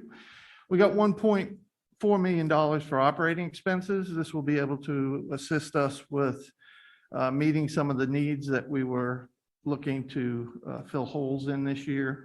The 4 positions that we had put in place this year for construction purposes, purchasing agent, another purchasing person, another person for accounting for the construction money that we'll be receiving over the next 10 years, as well as the capital planning position and a planner that in there as well. So we're very fortunate to get that. Also, a critical piece that you have been pushing for is additional funding for public health school nurses. This funding will not come directly to us. This will be handled by the Department of Public Health and of Durham County, and they will be hiring 10 FTEs to provide to us in that regard, as well as 2 other FTEs for a supervisor and a processing assistant. In that regard, what this means for the $1.1 million is we will get the positions presented to our school. They will pay the bills, and we will not have to share any of these dollars with the charter schools because they will be supplying us the personnel. Remember, you already have 15 that come from public health as it is right now. So this 10 additional brings us up to 25. Very, very much needed thing at this time with the pandemic winding down and us being able to ensure that we're in a good place opening up the schools. And of course, we've been pushing for some time now to move the needle on capital outlay. They gave us an additional $1.5 million from that standpoint, and that $1.5 million will bring us up to the $6 million that we had requested previously over the past number of years. So this will put us in a better place for being able to do the things we need to do that are small projects that aren't necessarily part of the schools, because we have many other buildings that we have to maintain as well. And so we can get some other projects done outside of the scope of bonds. So that's a great thing. So we really appreciate them putting that forward this year and in the budget, which they're supposed to approve next Monday, June 14th.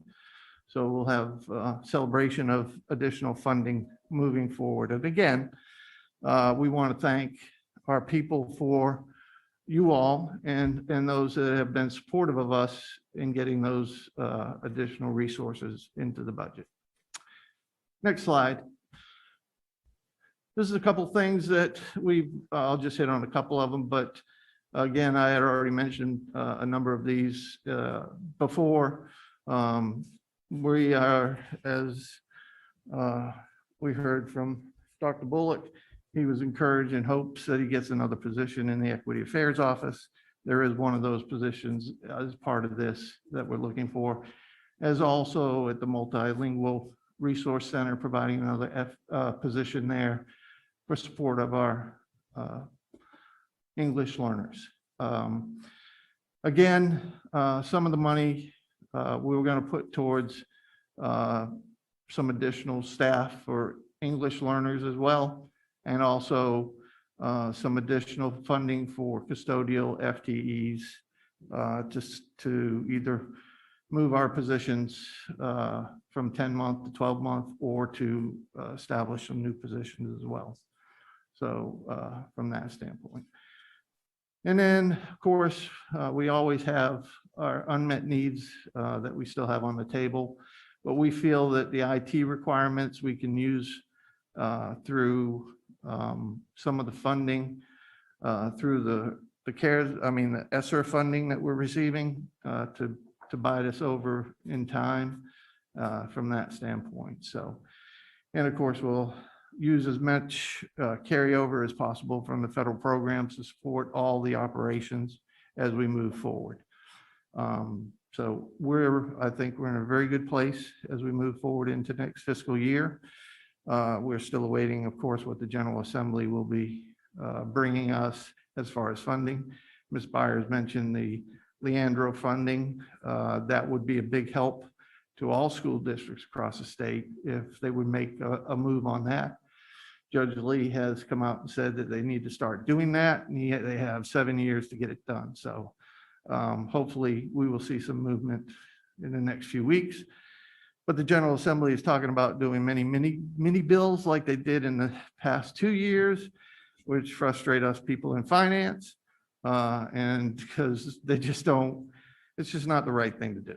They need to pass an annual budget annually, biennial budget to start up this biennium and just adjust it next year. So again, I keep saying that I'm hoping that they're going to come out with the $750 million that will be for support for IT area in regards to fines and forfeitures that they had collected, but they have not paid to the school districts. That would give us about $15 million additional funding if we could get that, which would be very helpful as we move forward with refresh for all the computers that we moved to one-to-one. So it's still hope on the horizon for that, but we keep our fingers crossed.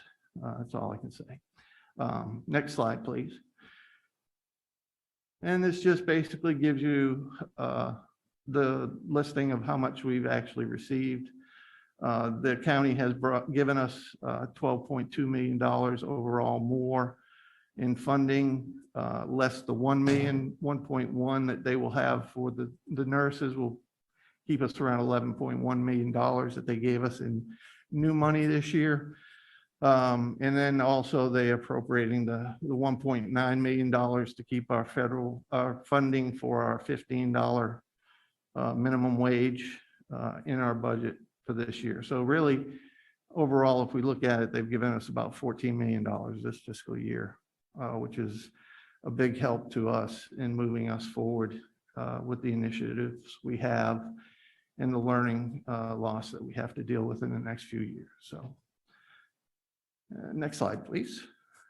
And this is just kind of an overview of the different areas that we receive funding in for our operations.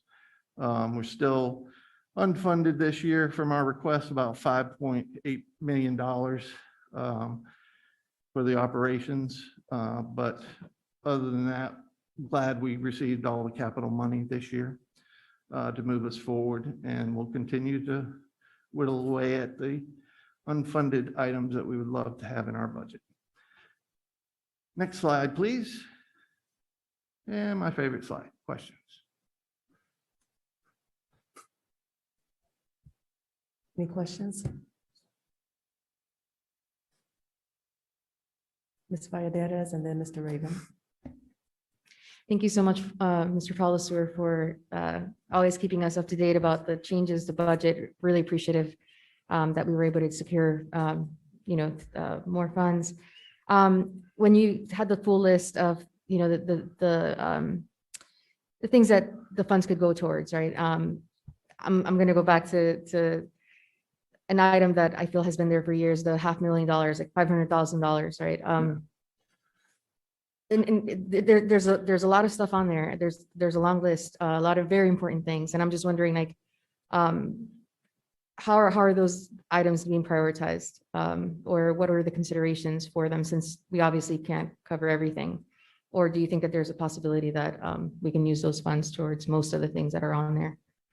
I mean, we targeted some of them, but we have the flexibility to move those dollars around to meet the needs of what is necessary to move us forward, especially with learning loss and things of that nature. So, we had 500,000 in there for that, for English learners to help support that program as well.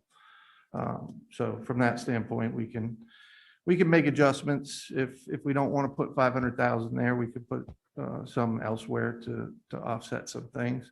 But I think with all the ESSER money we have, we have a little more flexibility in these first few years, in hopes that the General Assembly will start funding us with our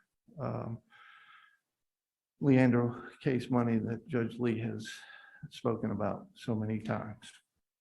I actually don't think you need to modify that amount. That amount has been on the table for years, right? And we went through a pandemic. We know what the demographics in DPS look like. We know that there are populations that are increasing. It's not just Spanish. I mean, we have Arabic, right? We have Swahili. I mean, we have many things, and the city, and even where like this community is moving towards, like, increasing access even for all of us to, be versed in more than one language. I think, we are a global economy. Those opportunities for our teachers to have professional development and being able to go to Durham Tech and get certification. And so we will increase our capacity for language access. And it's not just, we're thinking outside of the box to meet our needs, right? To meet the demands of everybody having language access and promoting learning as much as possible. So When it comes to that, I'm not saying reduce it at all. Let me just be really clear. But just appreciative that, that you continue to maintain that because it is a need. We do have a need for it. Our families have stated it time and time again. And so I'm just appreciative and was just looking at the feasibility that could be a priority in that list. Thank you. Mr. Raven. Thank you. Can we please bring back up the recommended budget slide that showed what we asked for and also what the county funded? It was the one that had the $18 million and the $12 million with the variance of the unfunded amount. If we could show that to our families back at home. The reason I want to do this, first of all, I want to start by saying thank you. I want to thank the staff. Yeah, it's the one that actually has the dollar amounts on there, the spreadsheet. Yes, that's perfect. I want to thank the staff because you all really made a strong case and a strong argument, and we did not ask for anything that we did not need. And I think it was apparent based upon what the county decided to fund. I think we definitely have to thank our community for asking us and continuing to push us to advocate for our students in the district in order to get this. We also have to thank the county for hearing us out and for doing what they could to help us, understanding that they have a whole county to take care of. But our schools are the cornerstone of our community. So if we can't take care of our schools, we really have some long-term issues. I think some of the key things to look at when we're looking at this, and if anybody else is at home looking at it, the dollar amounts of what we asked for, $18 million, and we received essentially the value of what we received is over $14 million. But if you look at each of these lines, it looks like just about everything we asked for, even if we didn't get that full 100% amount funded, we got what we needed. But there's a few areas that stick out in which we're going to have to obviously rely on some of our federal funds, especially when we're looking at that information technology. We all need to be mindful with that one-to-one device that we have out there. The ability to be able to continue to support our district and support our students with the needs that we have. We know the inequities that are there, they're apparent. We know just being able to provide our students with MiFis has been a great help. Without that, we would not have been able to go through this school year. But while we can support some of this with federal funding, there's one thing that just sticks out to me like a red thumb, and like a sore thumb. And it's the additional school-based personnel support for students with disabilities. And I know we did kind of talk about that before. That is the one thing that even if we try to use our federal funds to kind of augment that, we can only do that for a limited amount of time. So in 3 years from now, if we have not been able to garner the support from the community to fund this at a higher level, or if the General Assembly has not at least removed that cap, I'm sure if they remove the cap on the amount of funding that they're able to provide for students who are receiving support, that can help out. But I just want to kind of put a big red circle around this and just let our community know that this is a need that we have now. It's a need that will come back up in the future. And we just need to kind of all be cognizant of that and keep an eye out on it. But outside of that, I think this is an amazing accomplishment for not just DPS, but for the community. So thank everybody.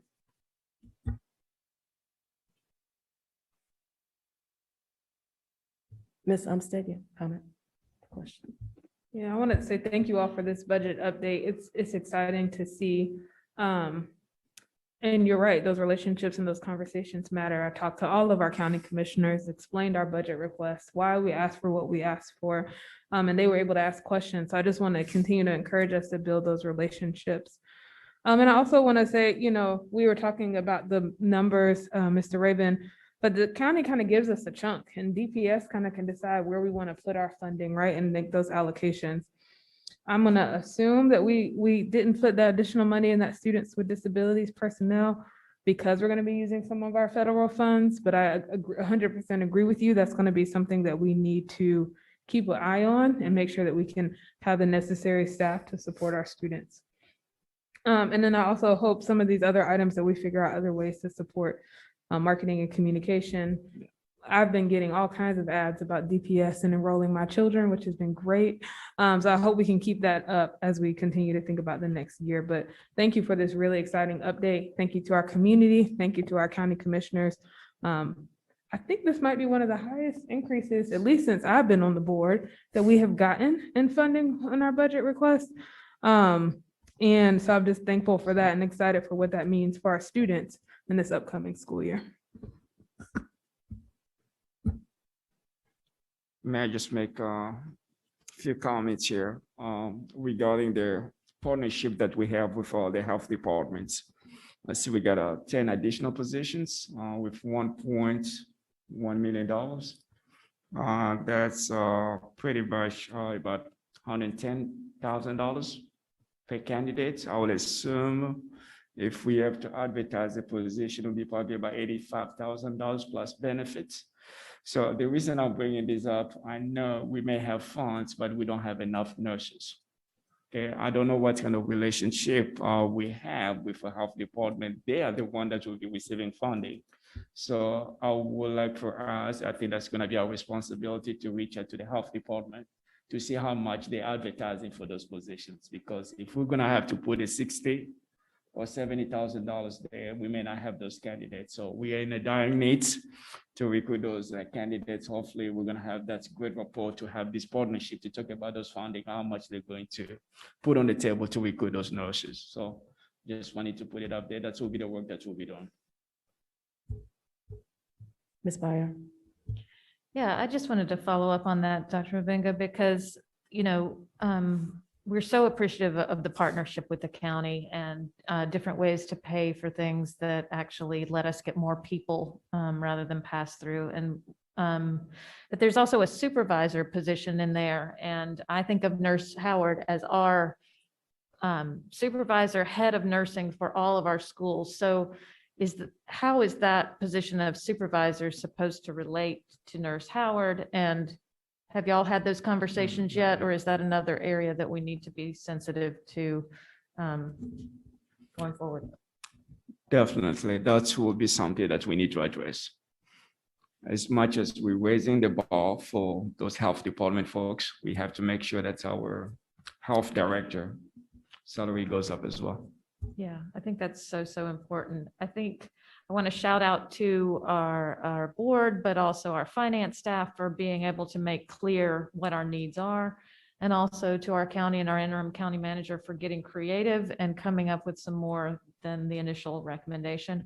If between now and Monday, they decide to find some more because they do have significant federal funding, I would like to assure them that it would be targeted to student needs in Durham, and we can always take care of more things. And we look forward to that opportunity. I look forward to Dr. Monk having more people and more funding for a lot of deferred needs that will be significant, that children will see a difference immediately. So thank you all so much for bringing this update. I think those are the end of the comments. Thank you, Mr. Lesueur. Just nothing else. All right. So let's go to the next item on the agenda. We are in academics now. 2021-22 CTE local application assurance and certifications. Dr. Hardy. Thank you, Ms. Lewis, Chair Umstead, Vice Chairman Lee, Dr. Mabenga, board members. We have a couple of items this evening. The first is our career and technical education local application. Ms. Smith, if you can pull up our presentation.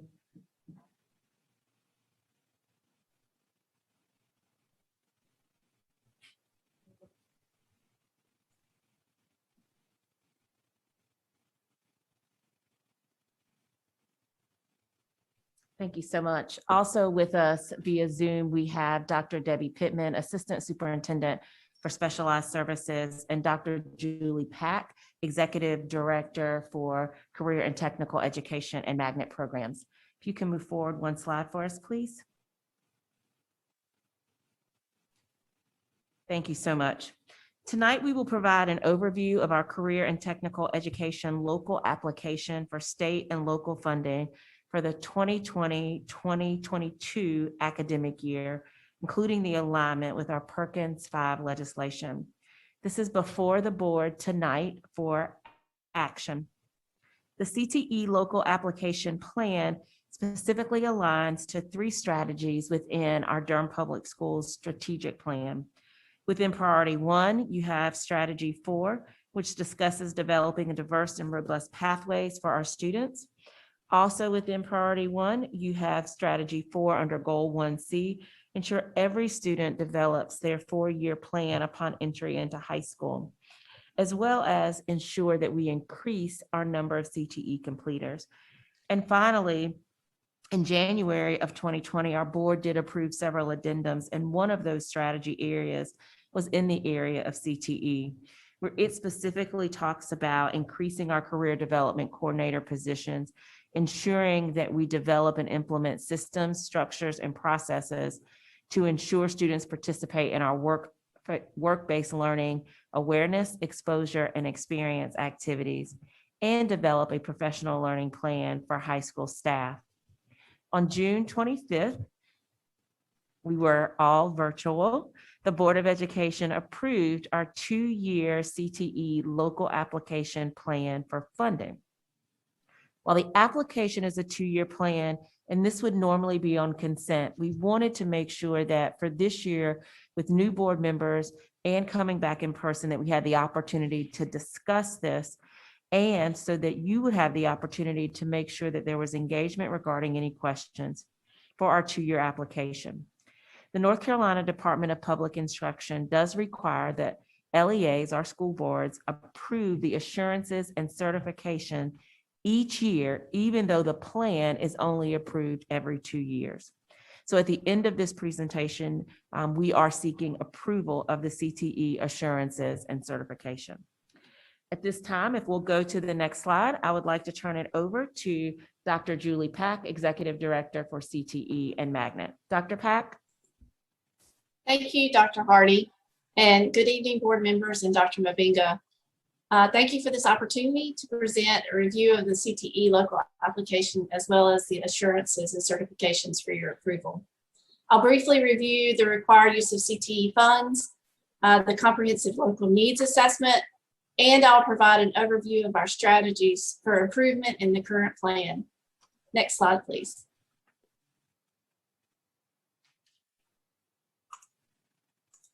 One of the primary components to the CTE local application is the inclusion of a comprehensive local needs assessment, or CLNA, to inform the district's improvement goals and strategies in the local application.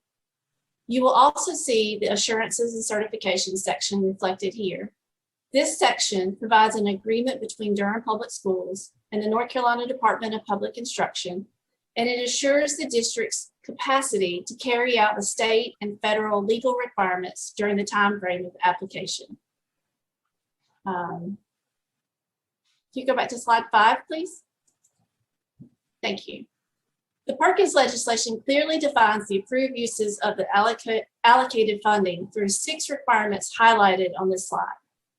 We have career development, which of course is the foundation of our CTE program, including our 3-2-1 Future Ready initiative. We have recruitment, retention, and training of staff to ensure a high quality CTE teaching staff. We also have labor market alignment, which ensures that our programming helps to provide students in CTE courses the skills necessary to pursue high skill, high wage, in-demand jobs. To this end, we're excited about companies like Google and Apple moving to the area because they align with our information science pathways and we align with them. And they will provide a clear path to employment for our graduates in those high skill, high wage jobs. And funds must also be used for academic integration, student achievement, and performance evaluation. So these requirements must all be met to ensure a high quality, robust CTE program. Next slide, please. Next slide, please. Again, we talk about the CLNA process because it was new to this process, and it was completed during the 2019-2020 school year to inform this current plan. So again, the comprehensive local needs assessment is conducted every 2 years to inform the funding priorities and improvement strategies of the CTE program.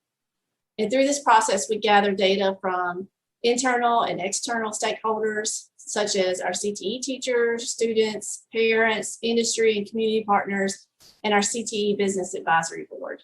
Next slide, please. We must also review our performance indicator data, labor market analysis, and the other items listed here to identify what the CTE program is doing well and where opportunities exist for improvement. Next slide, please. I want to take a moment to lift up some of the celebrations we identified through the CLNA process for this current plan. First of all, based on the data provided by DPI and the CTE local application portal, we have a 98.7% graduation rate for CTE concentrators, which you'll hear us say a lot, provides strong evidence that students who complete a CTE concentration pathway are likely to graduate, highly likely to graduate. Also, an analysis of our current course offerings and programs shows really strong alignment to in-demand industry sectors and careers such as health science, engineering, computer science, skilled trades, and I could go on and on. The DPS CTE program has a long tradition of business and industry involvement, and the Business Advisory Board provides regular input and feedback to the program, and we have many partners, and we're continuing to grow those partners to assist in work-based learning opportunities. And the inclusion of the CLNA in the application process last year enhanced our ongoing and existing efforts to continually monitor and make decisions based on data. And finally, with the launch of the 321 Ready initiative, we're intentionally expanding work-based learning for all students. Next slide, please. So while we're very proud of our accomplishments and our celebrations, we are committed to improving our performance and outcomes. Our plan goals and strategies are focused on raising our performance on state assessments and credentials. And we're also focused on removing barriers for students in special populations to achieve not only in their classes, but also to participate in work-based learning activities. And finally, the value of a CTE student organization or a CTSO cannot be understated. These organizations like FFA, POSA, DECA, FBLA, and Skills USA are amazing, and they help students to develop leadership and integrate content into action. Therefore, we're focusing on growing these programs and opportunities for our students across our Durham campuses. Next slide, please. So we believe our plan will increase the efficacy of our CTE program for each student and impact the collective capacity for students to be future ready. The assurances and certifications for approval before you tonight will provide us with the dedicated CTE funds to implement this plan. So at this time, I'll turn it back over to Dr. Hardy, and we'll be happy to answer any questions you might have. Next slide. Thank you, Dr. Pack. Board members, in your packet, you will find the information regarding the career and technical education state funding document that would need to be signed by our board chair, as well as our assurances document, in addition to the PowerPoint presentation. At this time, Dr. Pack, Dr. Pittman, and myself are available for questions and discussion. Ms. Lewis. Any questions from the board?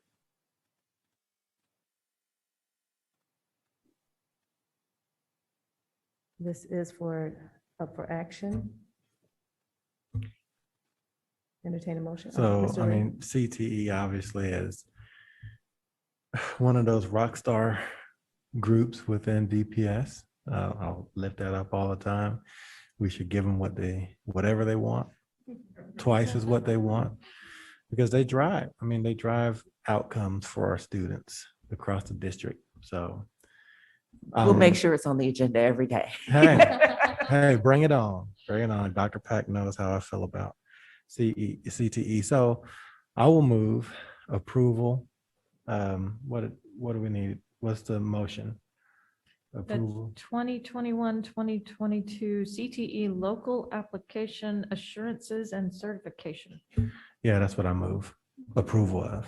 Second. It's been moved and properly second by Mr. Lee and seconded by Ms. Byer. Any discussion? All in favor? Aye. Any opposed, same? It passes 6-0. Thank you. Thank you so much. Our next two presentations will be facilitated by Dr. Julie Spencer. So I'm going to turn it over to her for our alternative school modified accountability model for 2021 and 2022. Oh, that's right. We have public comment. I apologize, Ms. Umstead. Right. Madam.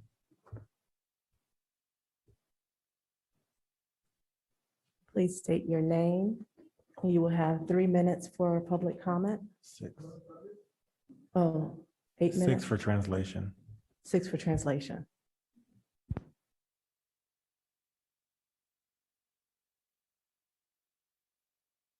Sí, buenas tardes. Mi nombre es Humberto Trejo. Soy un líder comunitario y soy una persona que aboga mucho por la educación de los jóvenes latinos aquí en Durham.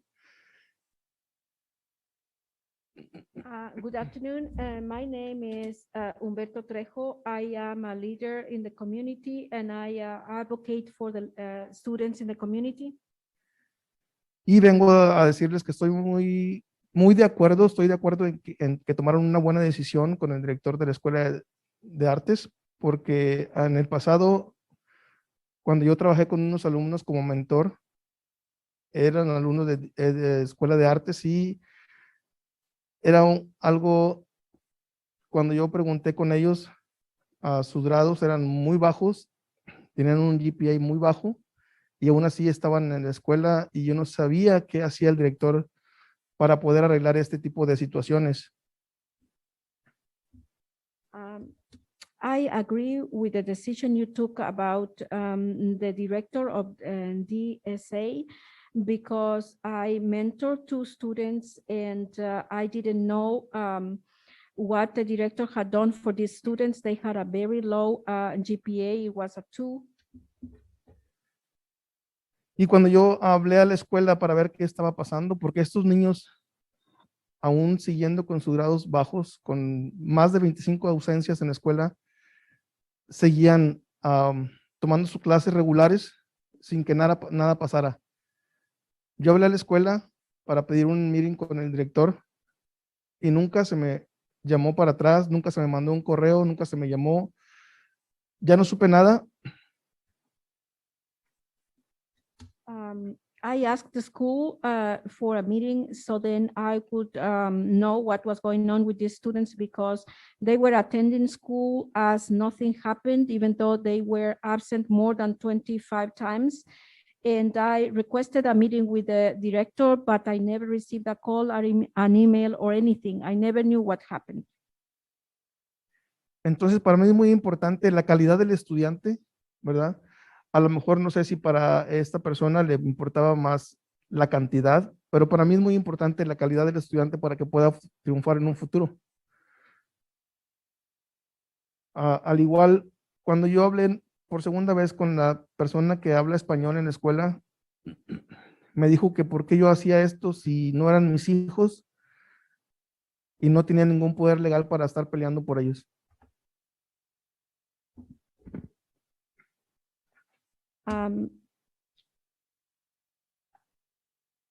For me, it's very important quality more than quantity. And for this person, apparently it was not important quality.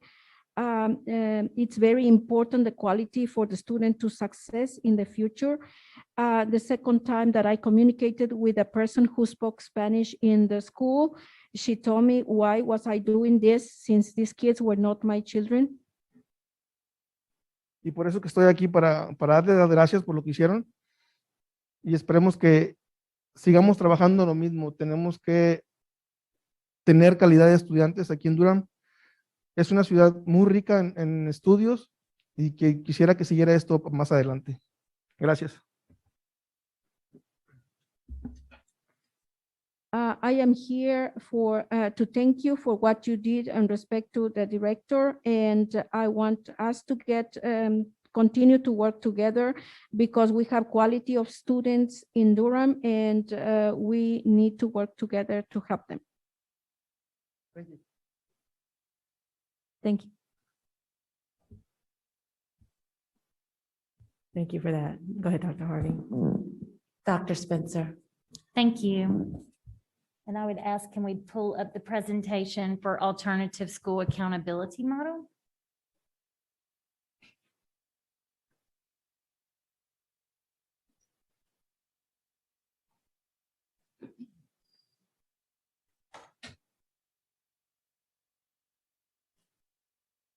Thank you. We can go to the next slide.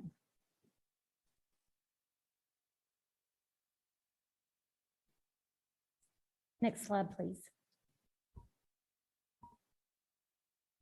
Good evening, Ms. Lewis and board members, Dr. Mabenga, and our greater Durham community. It is my pleasure this evening to bring before you information regarding the accountability model for our alternative schools, which include Lakeview School and Durham Performance Learning Center for the 21-22 school year. Mr. Nathan Hester, our Director of Assessments and Accountability, has also joined us via Zoom and is available to assist with questions and answers. We've also worked with both of our principals of these two schools regarding this recommendation, and they are supportive. The alternative accountability system that I will share with you tonight is a supplement to school performance grades that takes into consideration the specific and unique differences of our alternative schools. Next slide, please. One more. Specifically, I would like to share our recommendation for a modified accountability model for these two schools, including some specific calculation information. We would like to recommend for board approval this evening that our alternative schools use a modified accountability model, and that if there is insufficient data to calculate the school performance grade, that they will be able to use 3 years of data to calculate the letter grade. Both of these decisions require board approval in order to be submitted to NC Department of Public Instruction for the 21-22 school year. Next slide, please. So what are the options for our modified accountability system for these two schools? The NC Department of Public Instruction has provided all alternative schools in North Carolina with 3 options for their accountability model. This slide outlines the options, which include option A, school performance grade that is consistent with all of the other public schools in North Carolina, with 80% being student achievement, 20% being EVOS growth. Option B, which I will share with you on the next slide, or option C, which is a customized model. Next slide, please. Our alternative schools have used the option B model for several years now with board approval, and we recommend that we continue with this model for another school year.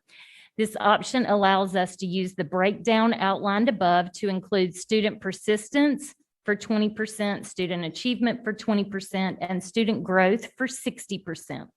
Additionally, instead of a letter grade, these schools receive a designation of progressing, maintaining, or declining. Although we considered a customized model for 21-22, in light of the challenges with COVID, we determined that it would be best to follow the same model as pre-COVID so that we would have a better sense of comparison to previous years. You may have forgotten how this has played out over the past several years. Both of these schools have participated in the accountability model. For Lakeview, they were designated as maintaining for the 2015-16, 16-17, 17-18 years, while increasing to the progressing designation for the 18-19 school year. For Performance Learning Center, they were designated as declining in 2015-16 and 16-17. Then they moved to progressing and then to maintaining in 2018-19. We meet regularly with both principals to review their data and to monitor their progress towards this. Both principals have also worked with their school staff on understanding the accountability model for their schools. Next slide, please. In addition to the actual option for the accountability model, we also must determine how the calculation will occur if there is insufficient data to calculate a school performance grade. There are two options for us to consider. One is that the data returns to the base school with the student, while the other uses 3 years of data to do a calculation. Next slide, please. Although having enough data has not been an issue in these two schools because the enrollment is large enough, we do have to make the determination of what we would do if there isn't enough, and we recommend that we would use multiple years of data to do the calculation if needed. Next slide, please. So for today's review and consideration, we bring you the above mentioned recommendations for the modified accountability model for the 2021-22 school year for Lakeview School and Durham Performance Learning Center. I welcome any questions and concerns. Any questions? Ms. Valladares? Thank you so much for this presentation. These are schools that are very, very important because every single student that we have in DPS, every single child's education is very important. And one of the perceptions has been that once a child gets referred for long-term suspension and they choose to take the recommendation to go to one of our alternative schools, or for whatever reason they choose to go to the alternative school, that their education isn't at the same rate or isn't at the same level as at their home school. And there have been many conversations that, visiting the sites and seeing the work that is happening at these centers. And recently we had graduations and a couple of board members, including myself, went to one of these alternative schools and saw the graduation and saw the investment that our educators are putting into our students. And, graduation was a big celebration, right? So really excited about that. In terms of data, I really, really appreciate the recommendation of really prioritizing growth and making that the biggest percentage. I think that is something that talks about like our expectation of our students, the fact that we continue to hold high expectations for every single DPS student. And student achievement being 20%. And these are definitely things that need to be defined a little more about, like, what is student achievement? What do we count in that? Student persistence, right? Like more of the conversations for that. But in all of this, it's growth mindset. It's knowing that our students, are still going to get the services and still going to get all of that. When it comes to the grade, do you envision that the grades are still A through F and they're going to follow the accountability model that you have laid out here? And so I'm just wondering, like, this is still being calculated at this point? This is actually a proposal for the model that we will use next school year. So going into next school year, the principal, the staff, they know what their accountability model is. So for example, all of our other schools are under the school performance grade with that 80-20 combination outlined in legislation. Thank you so much for this. Yes, just really excited for this, and just celebrating the achievements that our students in any school, any of our schools in DPS, that they can get, they can grow and get what they need. Thank you so much. Any other questions, board members? This is up for action. Is there a motion? I move approval of the alternative school modified accountability model for 2021-2022. I second. Yeah. It's been moved by Ms. Umstead, second by Ms. Valladares. Any discussion? All in favor, say aye. Aye. Any opposed? It passes unanimous 6-0. Thank you. Dr. Nikianis. The next item that we have before you is a collaborative effort from our Office of the Chief of Staff, Ms. Giovanni, who leads our policies, as well as Dr. Spencer and myself. We are bringing this before you this evening for action for first reading. If you could pull up the presentation, and I'll turn it over to Dr. Spencer. Thank you. Next slide. Tonight, we bring you a proposed policy 3103 for first reading regarding the use of educational services and resources for students in Durham Public Schools.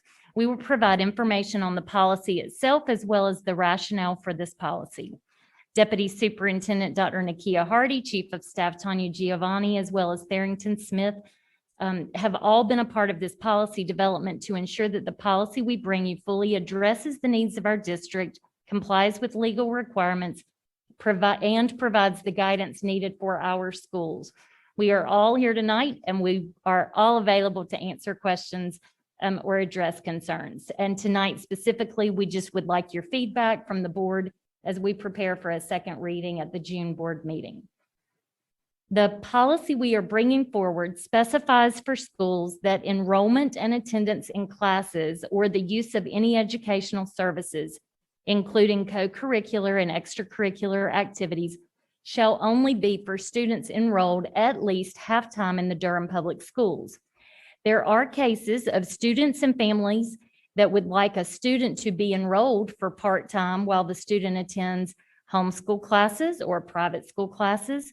And although we have a board policy that outlines requirements specific to homeschool students in regards to extracurricular activities and student organizations, and a policy that speaks to dual enrollment in community college courses, this policy provides greater clarity and guidance for schools and families regarding participation in Durham Public Schools.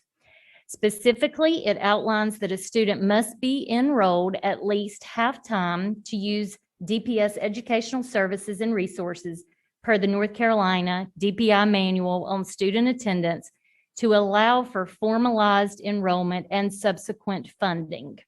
Next slide, please. And one more.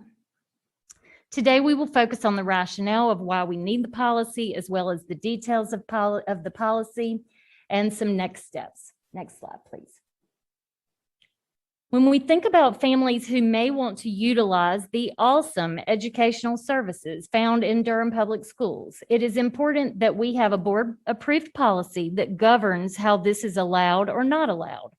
It is not uncommon for a family to request that a homeschool or private school student be able to tap into some of the services, whether it's a reading class, an online resource, or an experience within our schools.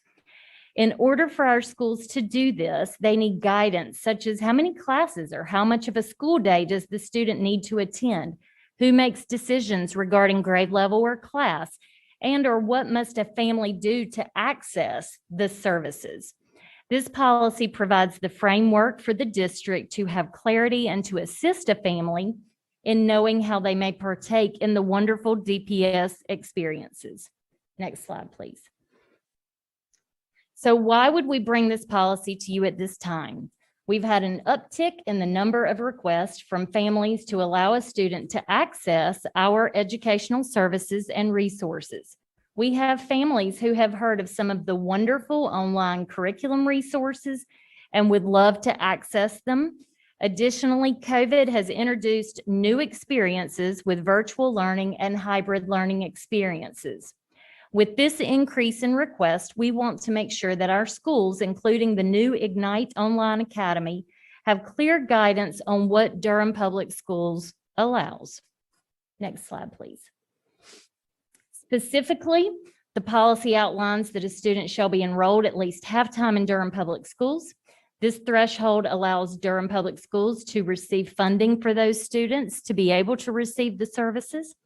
There are also details such as the student must meet enrollment criteria and follow enrollment processes outlined in other board policies. The student must adhere to applicable federal and state laws and DPS policies and regulations. So for example, the student would have to participate in assessments or meet other criteria such as the CPR requirement for graduation.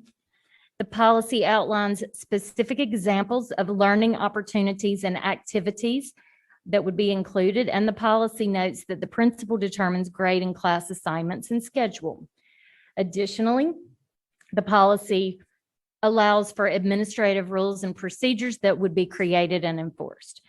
I would also like to point out that there are several other policies that share some content with this policy. For example, policy 3101 regarding dual enrollment that focuses on our community college students, as well as 3620 speaks to homeschool students participating in extracurricular activities and student organizations. Next slide, please.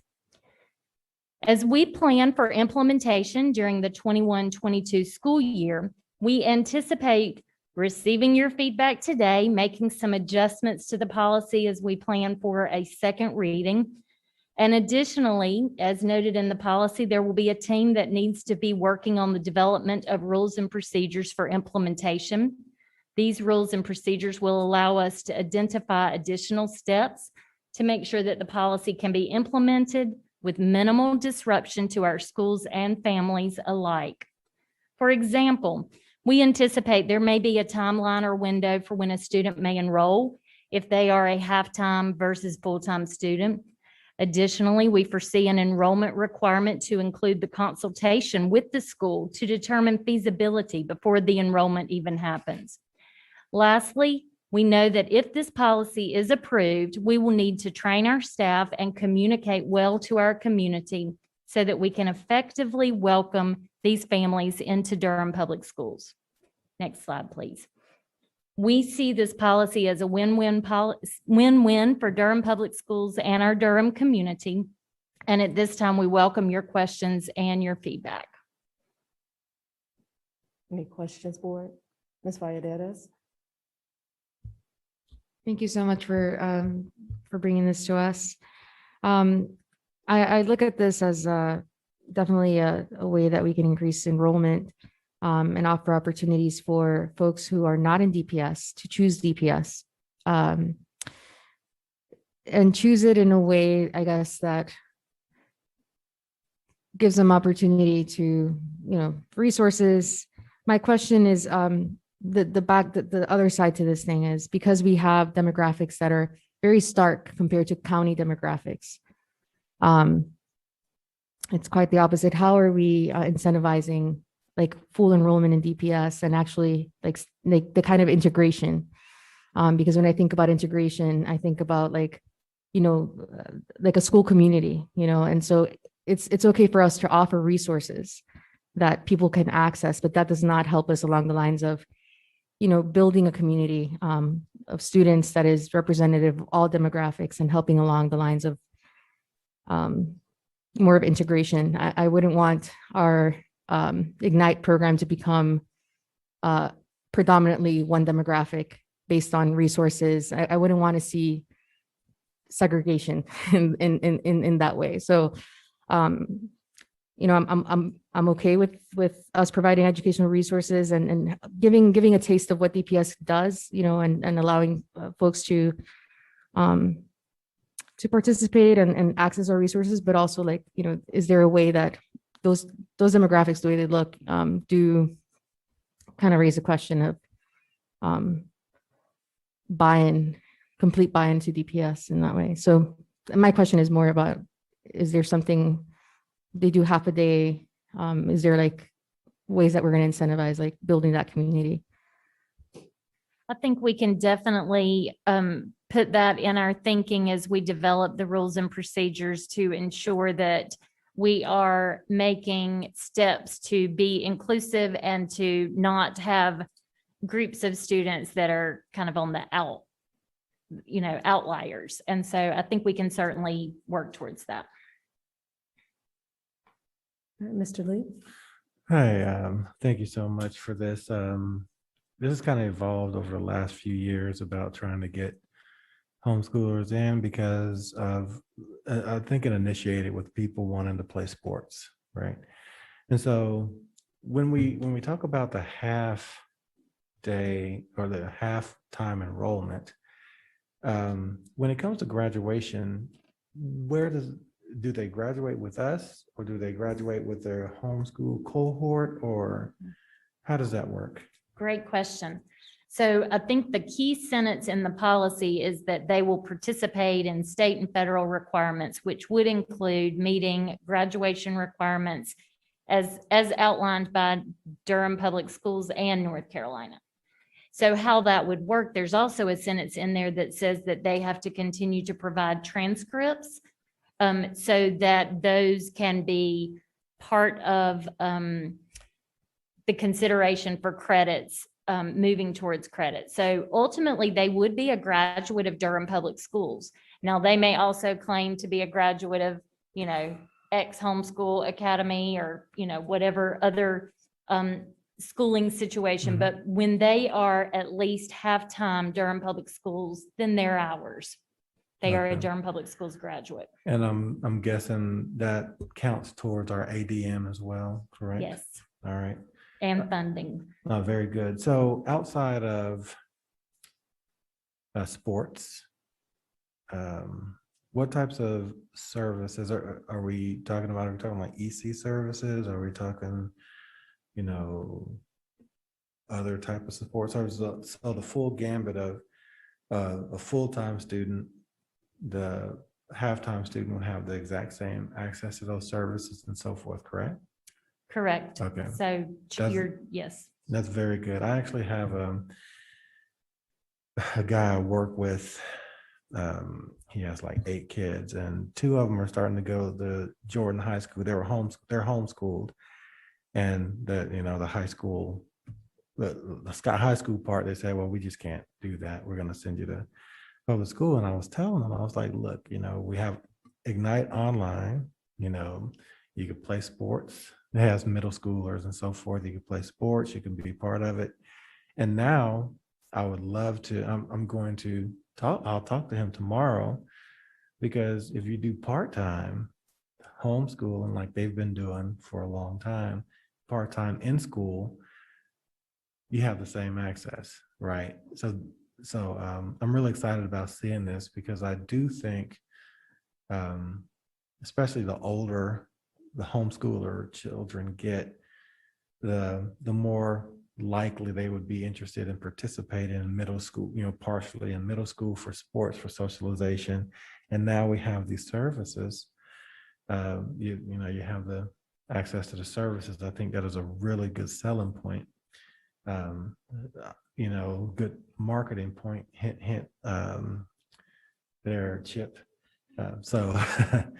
So yeah, I appreciate this. I'm actually going to use this tomorrow, because I'm going to go to work and I'm going to say, hey, look at this, Sean, take a look.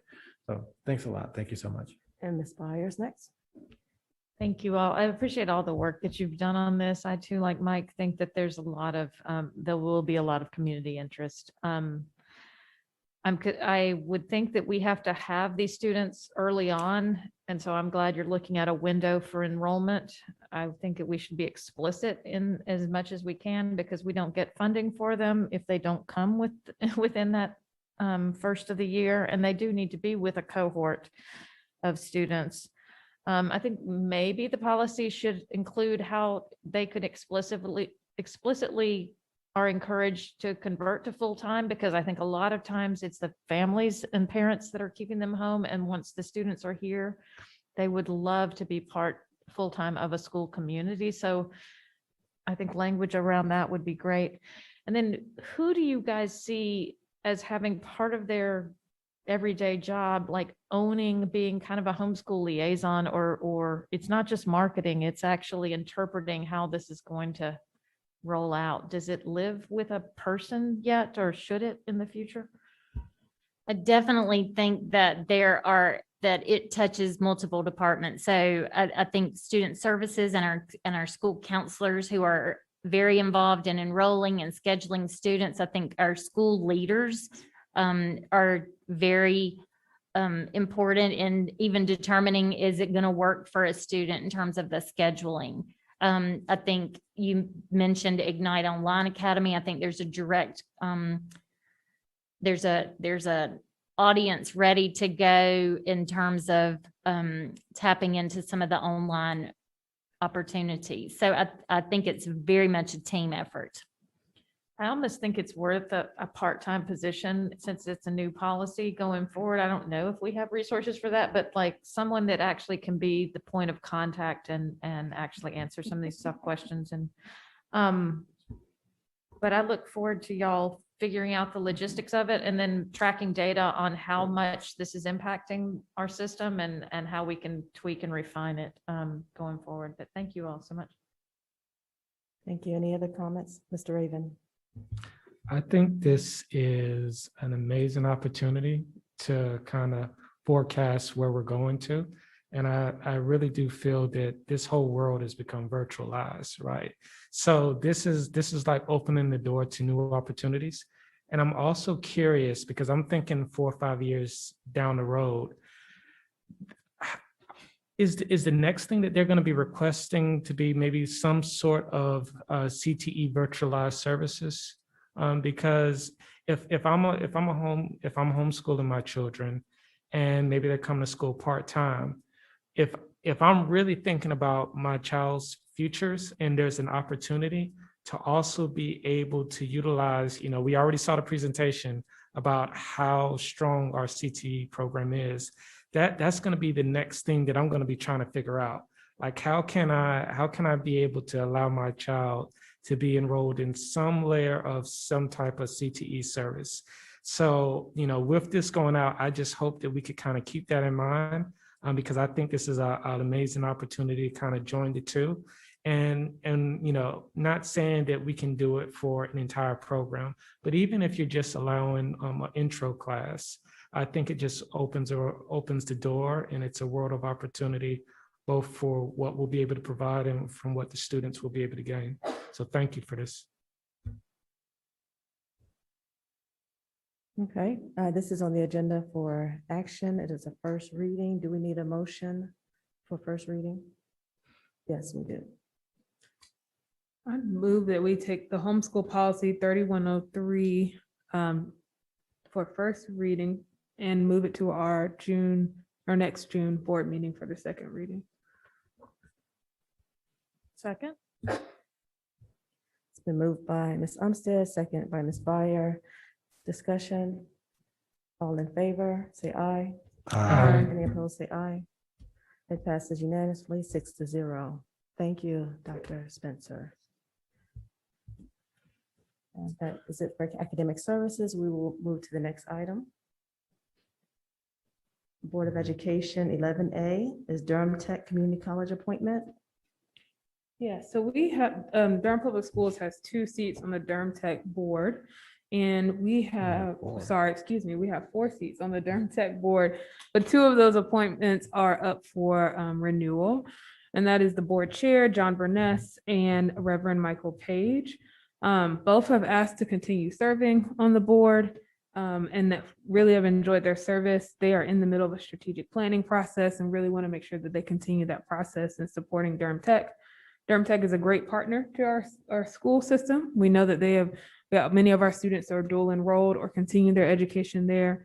Our families also are engaging with their support and services. So want to make sure we keep a really strong partnership. So we would need to move to approve those appointments tonight, and they will continue to serve in this role. I have a question, Ms. Umstead, Chair Umstead. Is there anything that would prevent us from putting a DPS board member on the Durham Tech board as one of our seats? That's a good question. I am not sure. I feel like that'd be No. something we need to discuss with them. We can look, not that I'm aware of.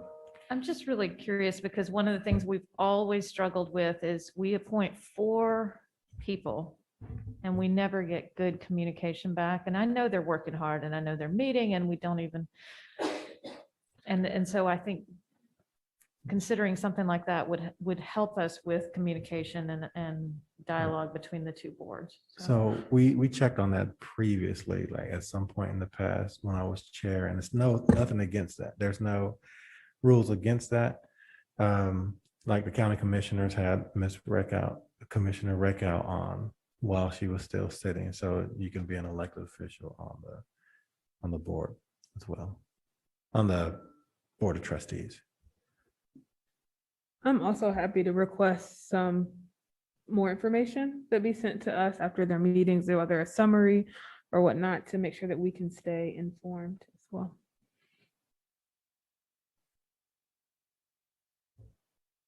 Any other questions? And this is up for action.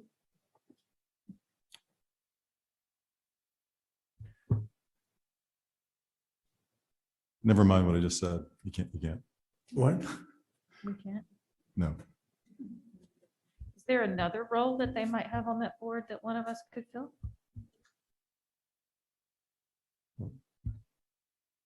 Down before.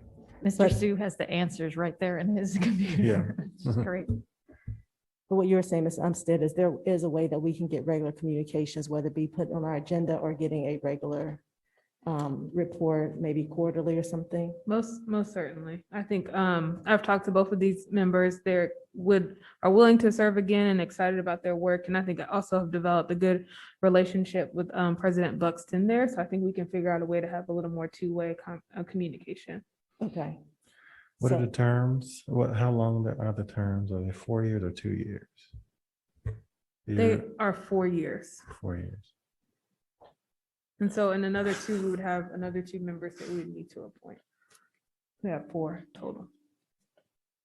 I should probably not give advice, and I've only read like 10% of the statute. But anyway, it's possible that one way you could have a member of the Board of Education on the community college trustees is if the Board of County Commissioners appointed a member of the board. But I'll follow up with you on that one after I finish reading the whole statute. That'd be great. So is there a motion to be entertained for the 2 that have been submitted who've already been working on the process? Is this time sensitive for tonight? I mean, can it wait till our full meeting or is it time sensitive? They have asked for it to be moved quickly.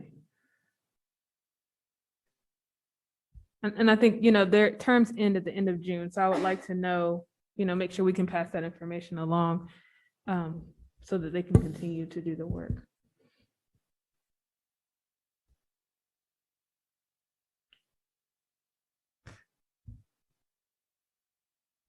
Mr. Raven? If I can ask a question, because this is even new to me. I didn't even know that we had appointments to Durham Tech Community College. So currently, are you saying that we do have 4 people that we've appointed to there, and 2 of them have terms that are expiring? And even if, regardless whether we make a decision tonight or not, we would still have to deal with the fact that we would still have to solicit requests from others to fulfill that seat. So we do know that we do have 2 qualified people that are interested in serving. But if we decided to not renew their term, essentially we would still have to solicit applications or whatnot from the community to fulfill those seats. Am I right on that? I am not sure of the appointment process in the past, but I do think I would want to have a robust process to appoint new members to the team. And I just want to remind us, like, one is the chair. They are in the middle of a process, so I don't want to slow Durham Tech's work down, but also want to make sure that we feel good about the candidates. So I would, based on the information that we have available to us and based on the reassurances that we do have engaged people that are working on the behalf of both DPS and DTCC in their current capacity, and they are actively working on a strategic plan, I would make the motion at this time, based on the information available to me, to support renewing the terms for our 2 appointees to the Durham Technical Community College. I'll second. Has been moved by Mr. Raven, second by Mr. Lee. Any other discussion? All in favor, say aye. Aye. Any opposed, say aye. It passes 6-0. Thank you. And item number 12, summary of follow-up. So I will start, and if I miss anything, Dr. Monk will help me. In the area of policies, Ms. Giovanni will send an email to the board and work with Chair Umstead to set up a committee to review specific areas and policy regarding student searches, as well as the data dashboard.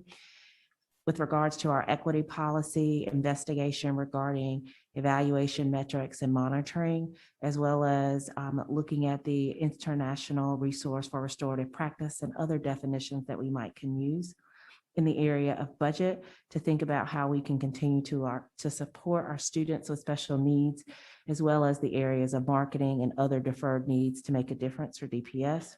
Work closely with our health department regarding the additional nursing positions and specifically around the health supervisor position.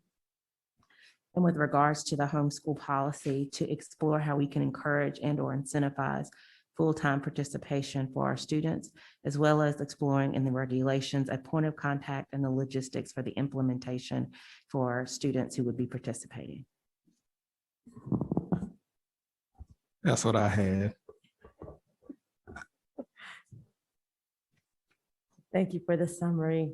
So at this point, I will accept a motion for us to go into closed session. I move we go into closed session for the reasons stated on the agenda. I second. It's been moved by Mr. Lee, seconded by Ms. Valladares to go into closed session in discussion. All in favor, say aye. Aye. Any opposed? Say. Thank you. We'll end closed session. You guys are trying to get it fast.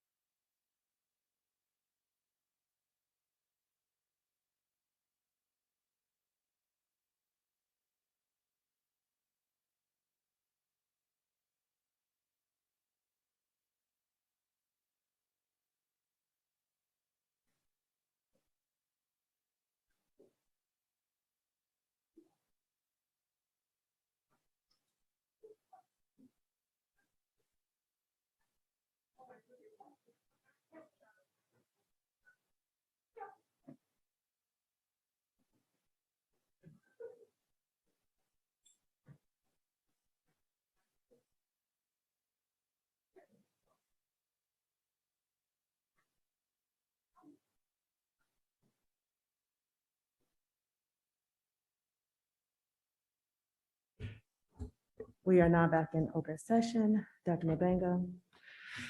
Thank you, Board. I'm here to seek your approval for the personnel report as discussed at the closed session. I move approval of the personnel report dated June 10th, 2021. Second. It's been moved by Ms. Byers, second by Ms. Umstead. All in favor, say aye. Aye. Any opposed, same. Motion passes unanimously. And we are now done. Adjourned. All right. We're done. Great work, great work.